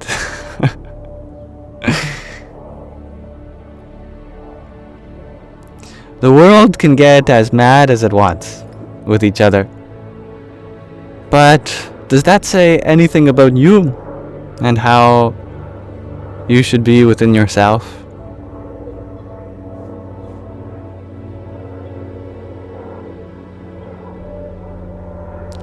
You could spend the rest of your life in joy, even if the rest of the world blows itself up. Because nobody can choose your happiness other than you.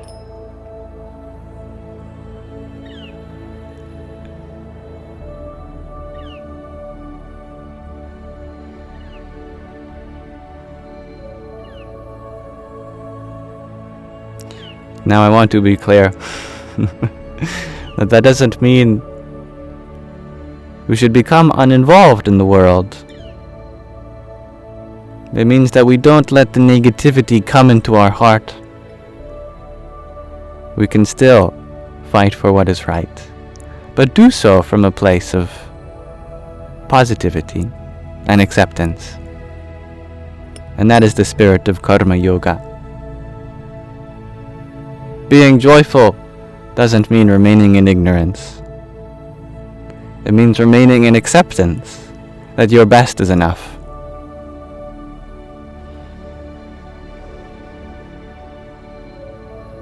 I love that too, Dr. Jenny. Kindness as activism. Greetings, Ellie.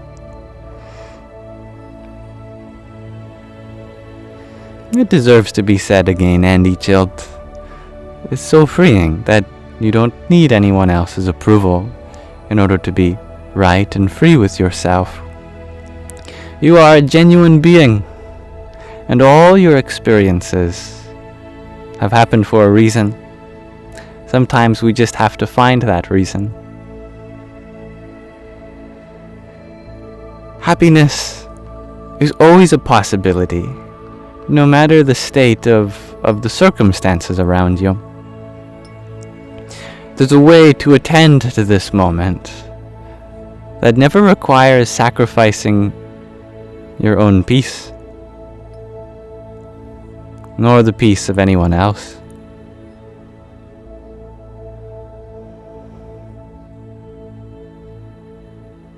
There does seem to be a lot of suffering in the world at this moment.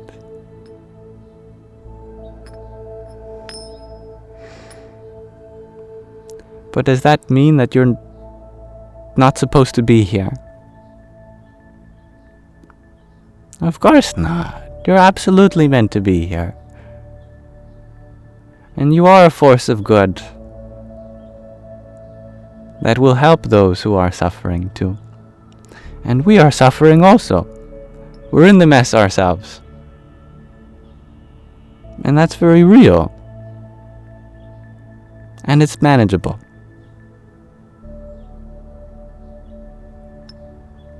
It's important to have Shraddha, which is a beautiful Sanskrit word that means faith or trust. That yes, this world can be a cruel place, but there's also something subtle guiding it. Because never is it too much. The problems in this world are big. But what's possible is always bigger. We can all are big. But what's possible is always bigger. We can all... I think my connection was lost for a second. But do let me know if it has returned.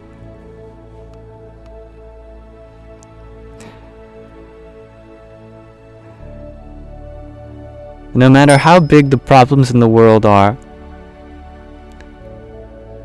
the force of good that is possible is always greater. Emphasis on what's possible. It has not yet become manifested. There is lots of organization to do.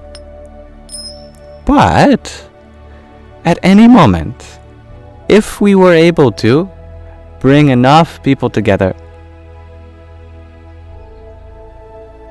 a lot of the world's problems we could begin making a difference with. Now it will take everything we've got. There's no doubt about that. But what we have got is enough. It just takes a lot of patience and Shraddha, trust. If you ever feel like this world is doomed, well, you're not alone in feeling like that.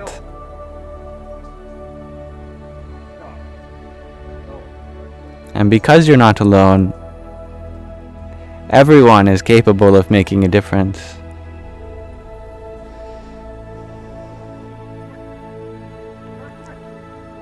Regardless, before you go on tackling big problems, it's okay to get yourself prepared. And by that I mean, be kind to your body, to your mind.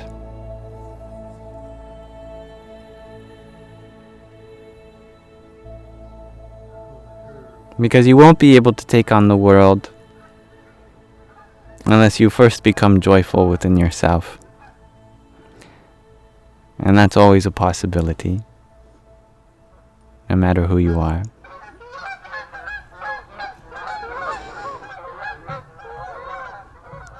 Ah, you hear that? The Canadian geese making a cameo.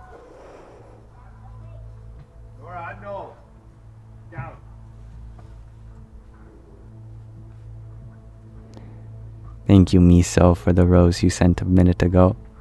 Radhe Radhe.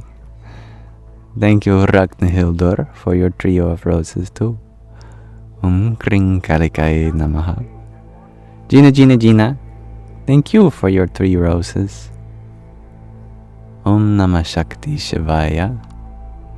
And Green Apple Pie. Thank you for your 10 roses that you've sent. Hari Om Tat Sat.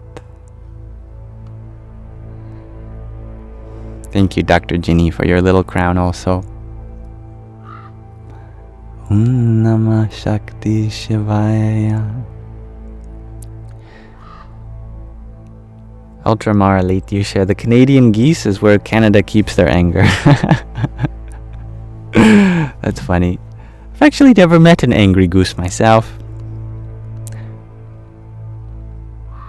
The wildlife here is surprisingly very peaceful.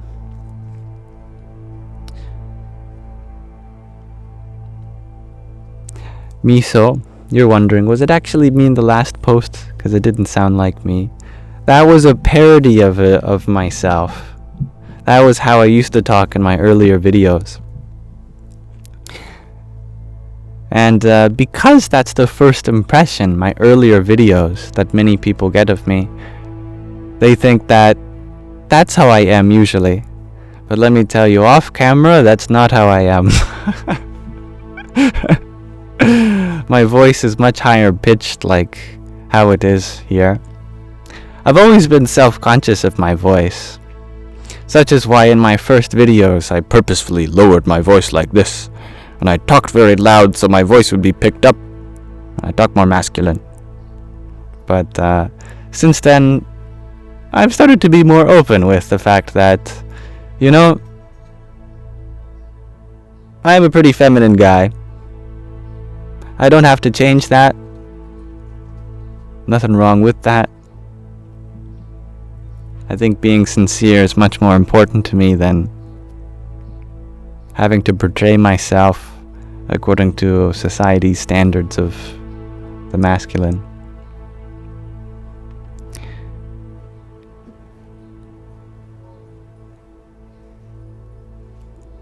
Thank you, dear Lion Piog, for your heart, me too. Hari Om Tat Sat. And Ultra, thank you for another tiny. Yippee! Thank you for your support, everyone. It's very kind of you. Do I have lots of yin energy? I think, oh, definitely. I think balance is important. And my inspiration is Shiva. Shiva is a Hindu deity that's said to be half man, half woman, or half masculine, half feminine, perfectly in balance. And I like that.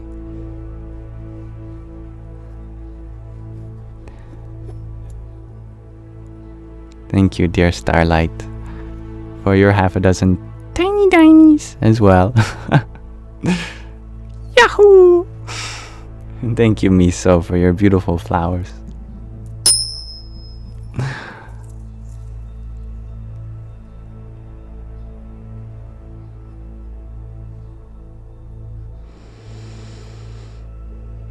Thank you, Starlight, wow, for your 6 balloons as well. A reminder that there's always higher to go. Hare Krishna.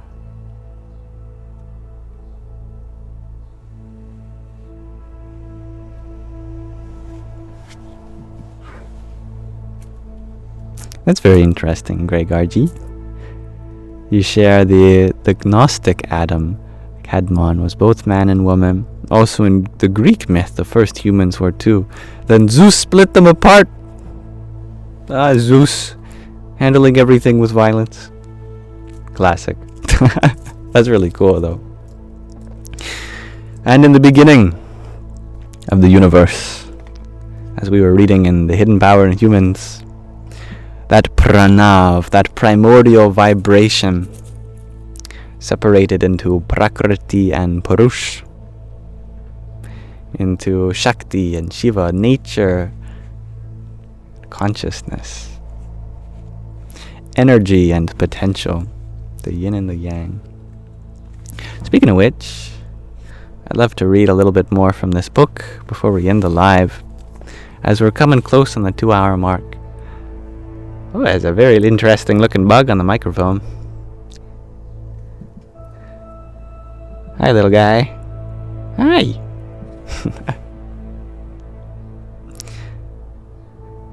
Miso, you're wondering if I have any favorite stories from the Bhagavad Gita. Well, I'm just reading that on my ASMR channel in case you wanted to listen to me read through it. Whispered. You know, there aren't many stories in the Bhagavad Gita. The only physical thing that happens is right at the start, where Arjuna asks Sri Krishna to bring the chariot in between the two armies, and then Arjuna slumps down and drops his bow, and then he asks Krishna for advice. And then the rest of the Bhagavad Gita is just Krishna singing that advice to him. But there is one eventful thing that happens besides that, and it's in the 11th chapter, I believe, the next chapter that I have to read on the ASMR series. And it's when Krishna reveals his cosmic form. In the 10th chapter, which is my favorite chapter, Arjuna basically asks, who really are you? You know, I'm getting the impression that you're not really my cousin, not merely my charioteer. You are the ultimate reality, coming down as a human to deliver us from our suffering. So what is your true nature? So in the 10th chapter, reality, coming down our suffering. So what is reality, coming down as a human to deliver us from our suffering? So what is your true nature? So in the 10th chapter, it's human, and I am even you, O Arjuna, as your divine mirror. I am the very soul itself, the firmament, this whole universe. And he goes on like this for a whole chapter. We're glitching. Of course, Sri Krishna says, come on, you can't spoil it. They have to read the first 9 chapters themselves. I'm back. Perfect. Anyway, the 11th chapter goes with Krishna revealing that directly. First, there's the Shravana. Arjuna listens to it, then he begins to intellectualize it, then he wants to see it for himself. Can I witness you as all of these things? So Sri Krishna reveals his cosmic form as the entire universe. And Arjuna becomes so overwhelmed. And he starts begging him to be like a human again. And it goes to the point of the fact that we do need a personal form of the divine to connect to. If we worship the ultimate directly, we'd become very overwhelmed very quickly. Yeah. He can't handle it. I think that's one of my favorite points in the Bhagavad Gita, is when Arjuna becomes overwhelmed by Krishna's cosmic form. Oh Lord, please, even your 4-armed form is better than this. I could somewhat relate to that. Please. I know it glitched on my discourse of the 10th chapter, but hey, I can't make the rules. Krishna wants you all to listen to it yourself. So you'll have to go and see the ASMR channel and listen to it.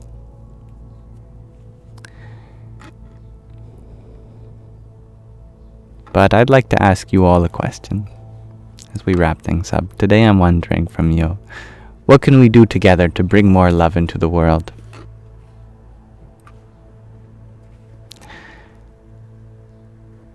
I believe that even though our community here is very small, comparatively speaking, to the whole world, there's a difference that's possible from the love and support that's shared throughout, even if it's just small and simple. What can we do to bring more love into the world? Yo, you share. Be nice to each other. So simple. I love that. Yeah. And that's enough.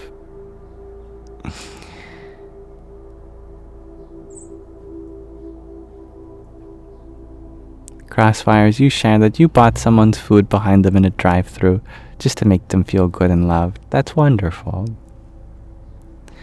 Room to breathe, you share. Get people far less stressed through breath work.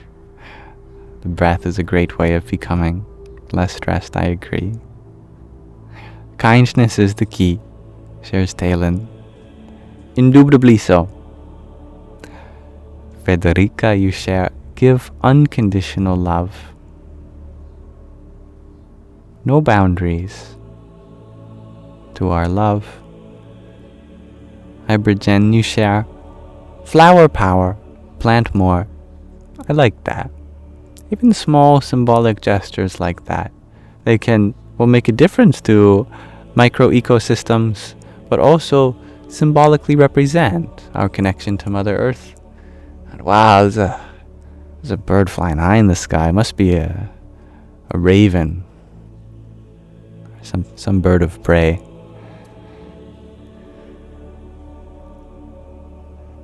Gardening Gregorgy, you share. It's kind of abstract, but you think we can help do this by being less serious. That's very practical.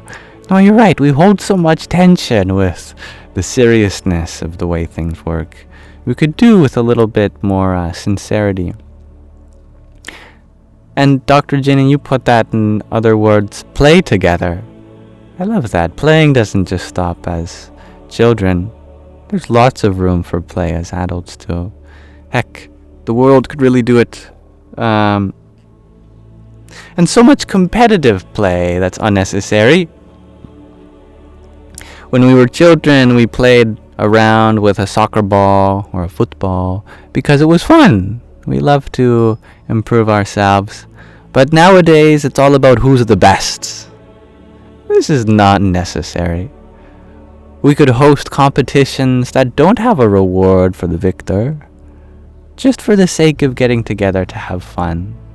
I think that would be wonderful. No need to keep score. Because the score shouldn't determine your ability to play. Not the outcome. But whatever situation you find yourself in the game, that's all you have to attend to at that moment, isn't it? And playing is the best way to learn. I love that as well, room to breathe. Strung by Stacy, you share that Why Do Serious is a good song by Alice Merton. I love that. Don Suela, you share smiling at a stranger on the street can change their entire trajectory in life. Oh, I love how much you empower such a small interaction. Yeah. I've noticed that it can be rare to walk by someone that will even acknowledge your existence today. What a difference it could make for someone to just, in that moment go, fellow human being alive at the same time I am, in a similar place. Hello, goodbye. And that can happen in a nod, in a smile, in a greeting. So simple. A kind hello and passing one another. Well said, John F. And thank you, by the way, for your heart me. Radhe Radhe. Dansuela, you always make a point to do so. That doesn't surprise me. You're so wonderful like that. Treat people with kindness, shares Federica. And good morning, Carrie Rose. Hello, Beliza. Speaking of greetings and smiles, welcome. Judging by your profile picture, you have a beautiful smile too. Talon, you share, you just have ADHD. Well, if your mind's elsewhere, that's understandable. But if it's in your conscious capacity to acknowledge someone in this way, then that's lovely.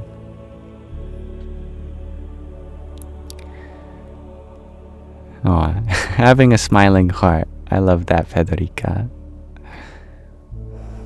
That makes my heart smile even more. And thank you, Gina, for your rose. Om Shri Mahalakshmi Namaha.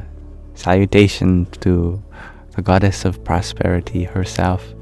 And thank you, Slim Shady, for your rose as well. Hari Om Tat Sat. Hybrid Jen, you share that your texts are cut in half. Do we see that too, or just you? I think it's TikTok. Yeah, sometimes the comments just get cut in half, and I have to extrapolate. But yeah, it's common on this platform, and we have to make do, I gather. Being conscious of our behavior is a big thing as well, Gaia. I like that. And I adore our time together too, Aurora. Don Suela, you share, this is a whole space of really incredible people changing the world every day. I'm so happy that you acknowledge that. I see that too. I'm so grateful. Really. Alright, I'm going to pause our inquiry into the ways in which we can make a difference. But I encourage you all to continue to meditate on that. Shakira, you share that you just think being kind to everyone you come across. I like that. And if we all did that, that would be enough. Wouldn't it? But hello, Shakira. And Ultra Merlit, you share, find the good in each other and express it without judgment. That's beautiful. Strung by Stacy, you share that we can acknowledge that we don't know what's in another person's heart and mind. It's true. We have no idea what they could be dealing with at any moment. Miso, you share, you think we should buy puppies for people. I like that. As long as these are people that have the capacity and time to care for these lovely beings, since they definitely deserve the greatest care that's possible too. So you share, helping others and treat ourselves with kindness too.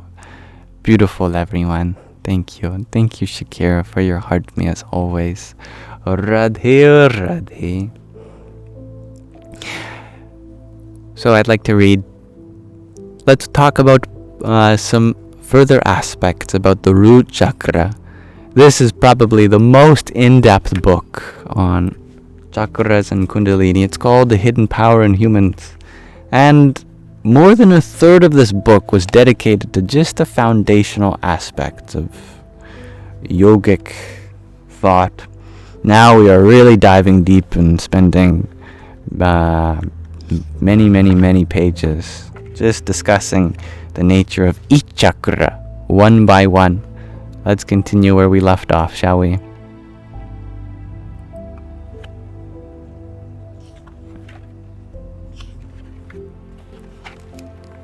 For as long as we live, we will be confronted with problems.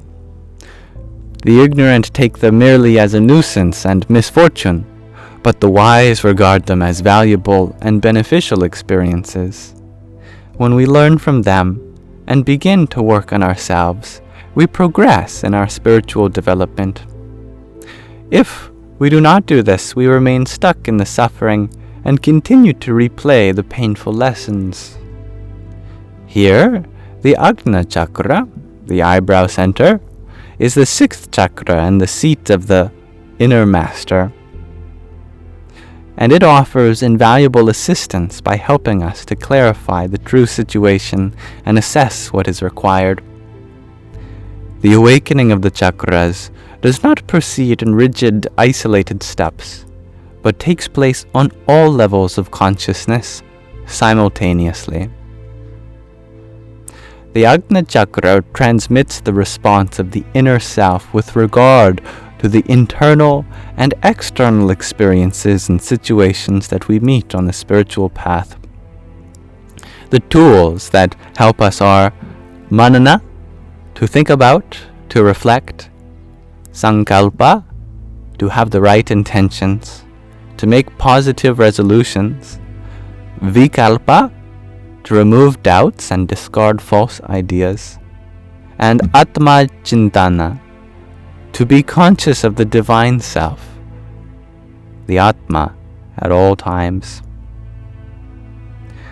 The more clarity we gain, the more conscious we become of our weaknesses. Self-reproach and feelings of inferiority do not help us, but only rob us of our energy. When we learn from our mistakes and continue on our path with faith in the divine, we gain in strength and therefore constantly become better at being able to cope with our inner experiences. It is important that we give up all of our well-worn thought programs that have the effect of hindering and harming us, and instead develop and cultivate positive and beneficial ways of thinking. The lotus blossom of the Mula Kamala, another term for the Muladhara chakra. Kamala, as we talked about earlier, means a lotus, and the Mula Kamala means the root lotus. It has 4 petals depicting the 4 points of the compass, the 4 cardinal directions. They represent the 4 fundamental psychic functions of the mind: intellect, consciousness, and ego. These are the antahkaran, the inner faculties. Manas is the mind, Buddhi is the intellect, Chitta is the consciousness, and Ahankara is the ego. And I reiterate, ego is a faculty of our inner cognition. It's an important aspect of our inner being, as is our mind and intellect and consciousness. They all have roots which also lie in the Muladhara chakra. Life is consciousness, and consciousness strives for evolution. The 4 petals also symbolize the 4 stages of development of life on this planet: vegetation, simple life forms such as bacteria and single-celled organisms, egg-laying animals such as fish, reptiles, and birds, mammals, and finally humans. We discussed this in the chapter on tattvas and gunas, on the elements and qualities of the material existence. The divinity of the Muladhara chakra is Shiva, in the form of Pashupati Mahadeva, the Lord of the animal world. Lord Shiva represents consciousness and liberation. And there was a depiction of what some people believe to be Pashupati in the Indus Valley civilization from the Bronze Age, like 5,000 years ago. Some people debate this, understandably so. Many scholars are highly critical, and the scientific process only goes forward through lots of skepticism. But I encourage you to find this so-called Pashupati seal, which apparently depicts an ancient form of Shiva surrounded by animals, depicting the Lord of the world in the form of an animal god. Lord Shiva represents consciousness and liberation. Liberation can also mean the elimination and destruction of anything negative and harmful. Just as a doctor might remove a cancerous growth, not just might, but must remove a cancerous growth to save a life of a patient, Shiva destroys all negative tendencies. On his forehead, Shiva has a third eye, which is why he is known as the third-eyed one. And whenever he opens this eye, whatever he gazes upon is burnt to ashes immediately. Such is why he is also blue or dark in depiction. He is covered in the ashes of everything that he brings to destruction. As the Lord of the animals, Lord Shiva keeps the animal forces under control. The Muladhara chakra forms the boundary between the animal and human consciousness, and it is here that the transition from the sleeping to the awakened creative consciousness takes place. Therefore, it is the first human chakra. Spiritual evolution begins from the Muladhara chakra. We talked about the Pashu chakras, the animal chakras that exist in the legs, lesser known about. At Shiva's side, there are 2 female divinities. Their names are Asuri Shakti and Devi Shakti. Asuri Shakti represents the destructive, divisive energy within us, and Devi Shakti, the positive, constructive, and uniting power.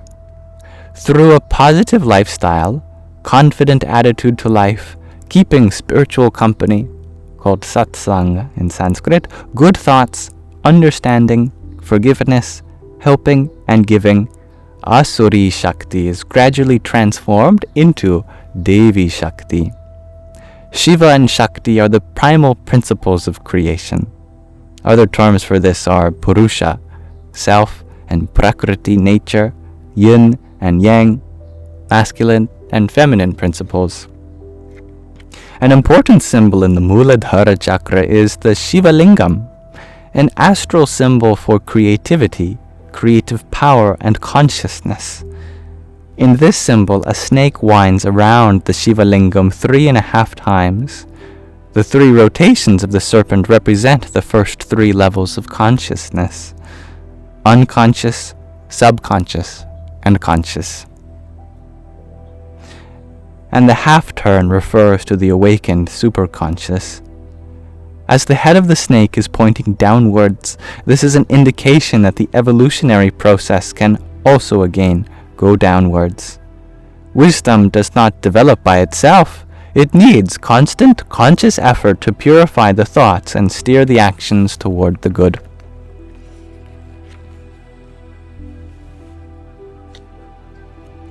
And let's pause our reading of the Muladhara chakra there for now and the hidden power of humans. My pranam to the guru that wrote this, Swami Paramahans Maheshwarananda, Vishwar Guruji, so many titles he has. And to dear Usha Baihu for sending this book to me and through me to all of you. Om Namah Shivaya.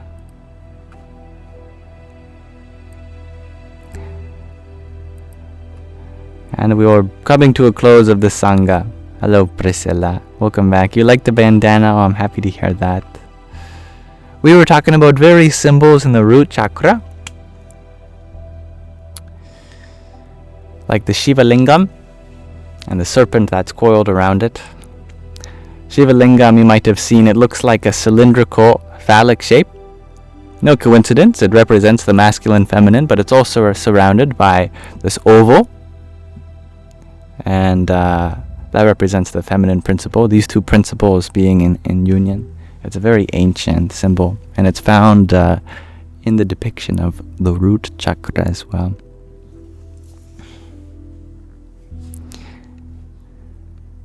Thank you, dear John, for your finger heart and tiny tiny as well. Yippee! And Chris, thank you for your heart me. Om Brahm Bharvaya Namo Namaha. Thank you, dear Anna, for your ice cream cone too. Om Namo Rudraya Namaha. Another name for Shiva. Thank you, Ultra Maralit, for the dancing flower. I can be your dancing flower. Do the flower dance. Hari Om Tat Sat. Thank you, Pantagor, for your heart me as well.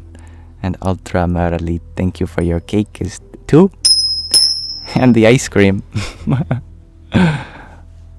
Om Namo Bhagavate Vasudevaya. And Joanna, thank you for your heart me and finger heart. Is a finger heart for you, dear. Radhe or Radhe. Thank you, Dalita, for your tiny tiny. Yippee! Joanna, thank you for your tiny tiny too.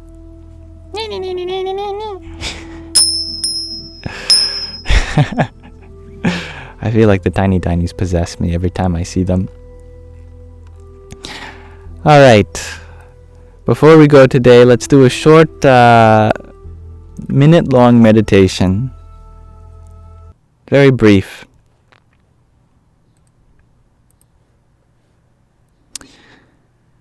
Now, Usha, who gave this book to me, you know what, I might as well just start recording. I'd like to include this in the meditation too. Just as this book being written by Vishwa Guruji was given to me and through me to all of you by Ushabai, one of his devotees. Her name was given to her by Vishwa Guruji, as gurus often give spiritual names to their disciples. This mantra is all about what Usha represents as a new dawn that approaches. So we're going to do a short meditation that includes her name, and I thought that would be nice. I will put the mantra up on screen. I don't know if you can read that, but it's just 3 lines. Usha bala elo dire aji dire hridaya ghabhire.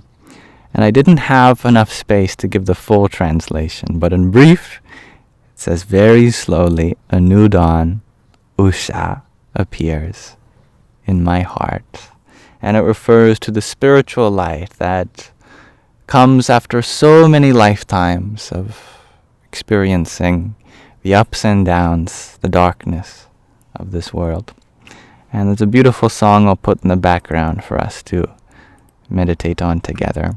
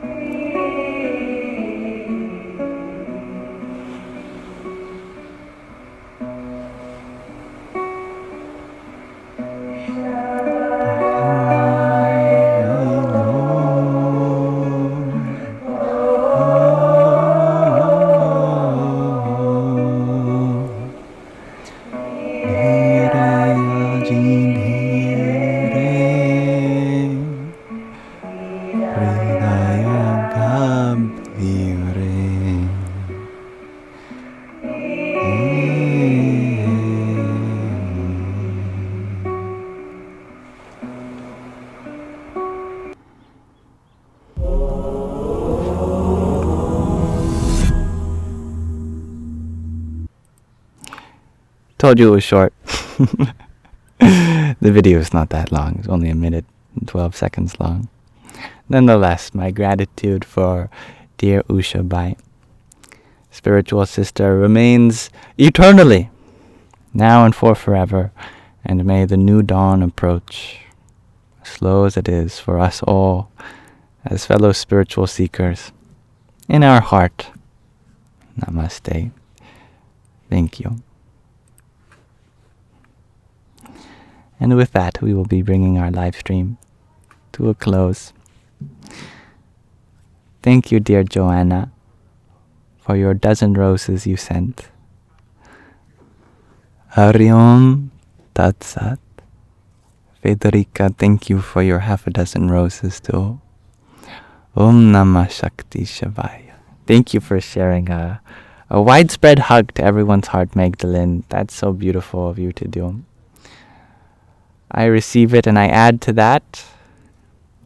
Hugs to everyone in spirit. Thank you, Babo Fishy, for your team bracelet and best team.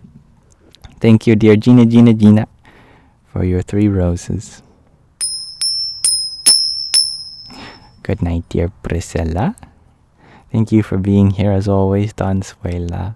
Thank you, Ultra Maralita, for your trio of roses too. Dum Dargaya Namaha. Salutations to the fierce mother within you. Thank you, Adrian. I'm happy to have so many wonderful guests from so many walks of life. A moment of peace, as always, amidst the turbulent world. I hope to be back tomorrow around the same time. Till then, I'll upload this recording, as always, to the Yamsox Live's YouTube channel, that you can also find in the link tree in my bio. And I'll upload the recording along with the readings and the meditation to designated playlists there. in case you ever need them. They're there for you.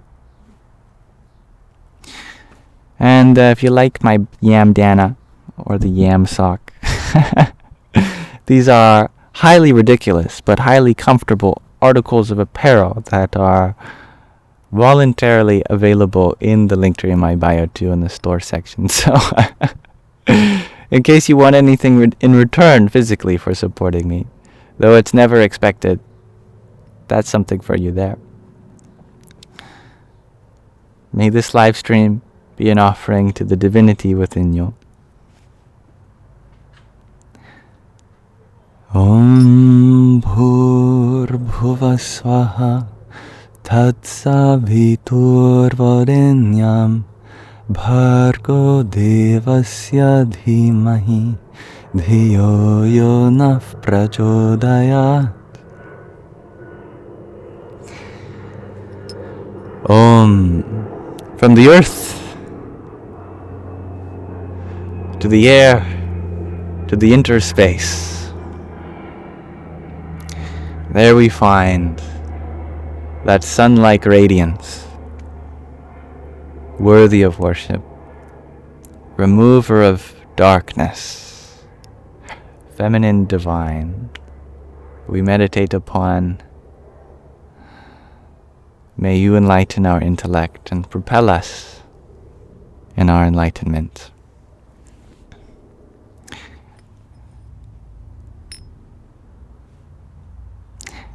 Thank you for listening. May you all have a wonderful rest of your present moment.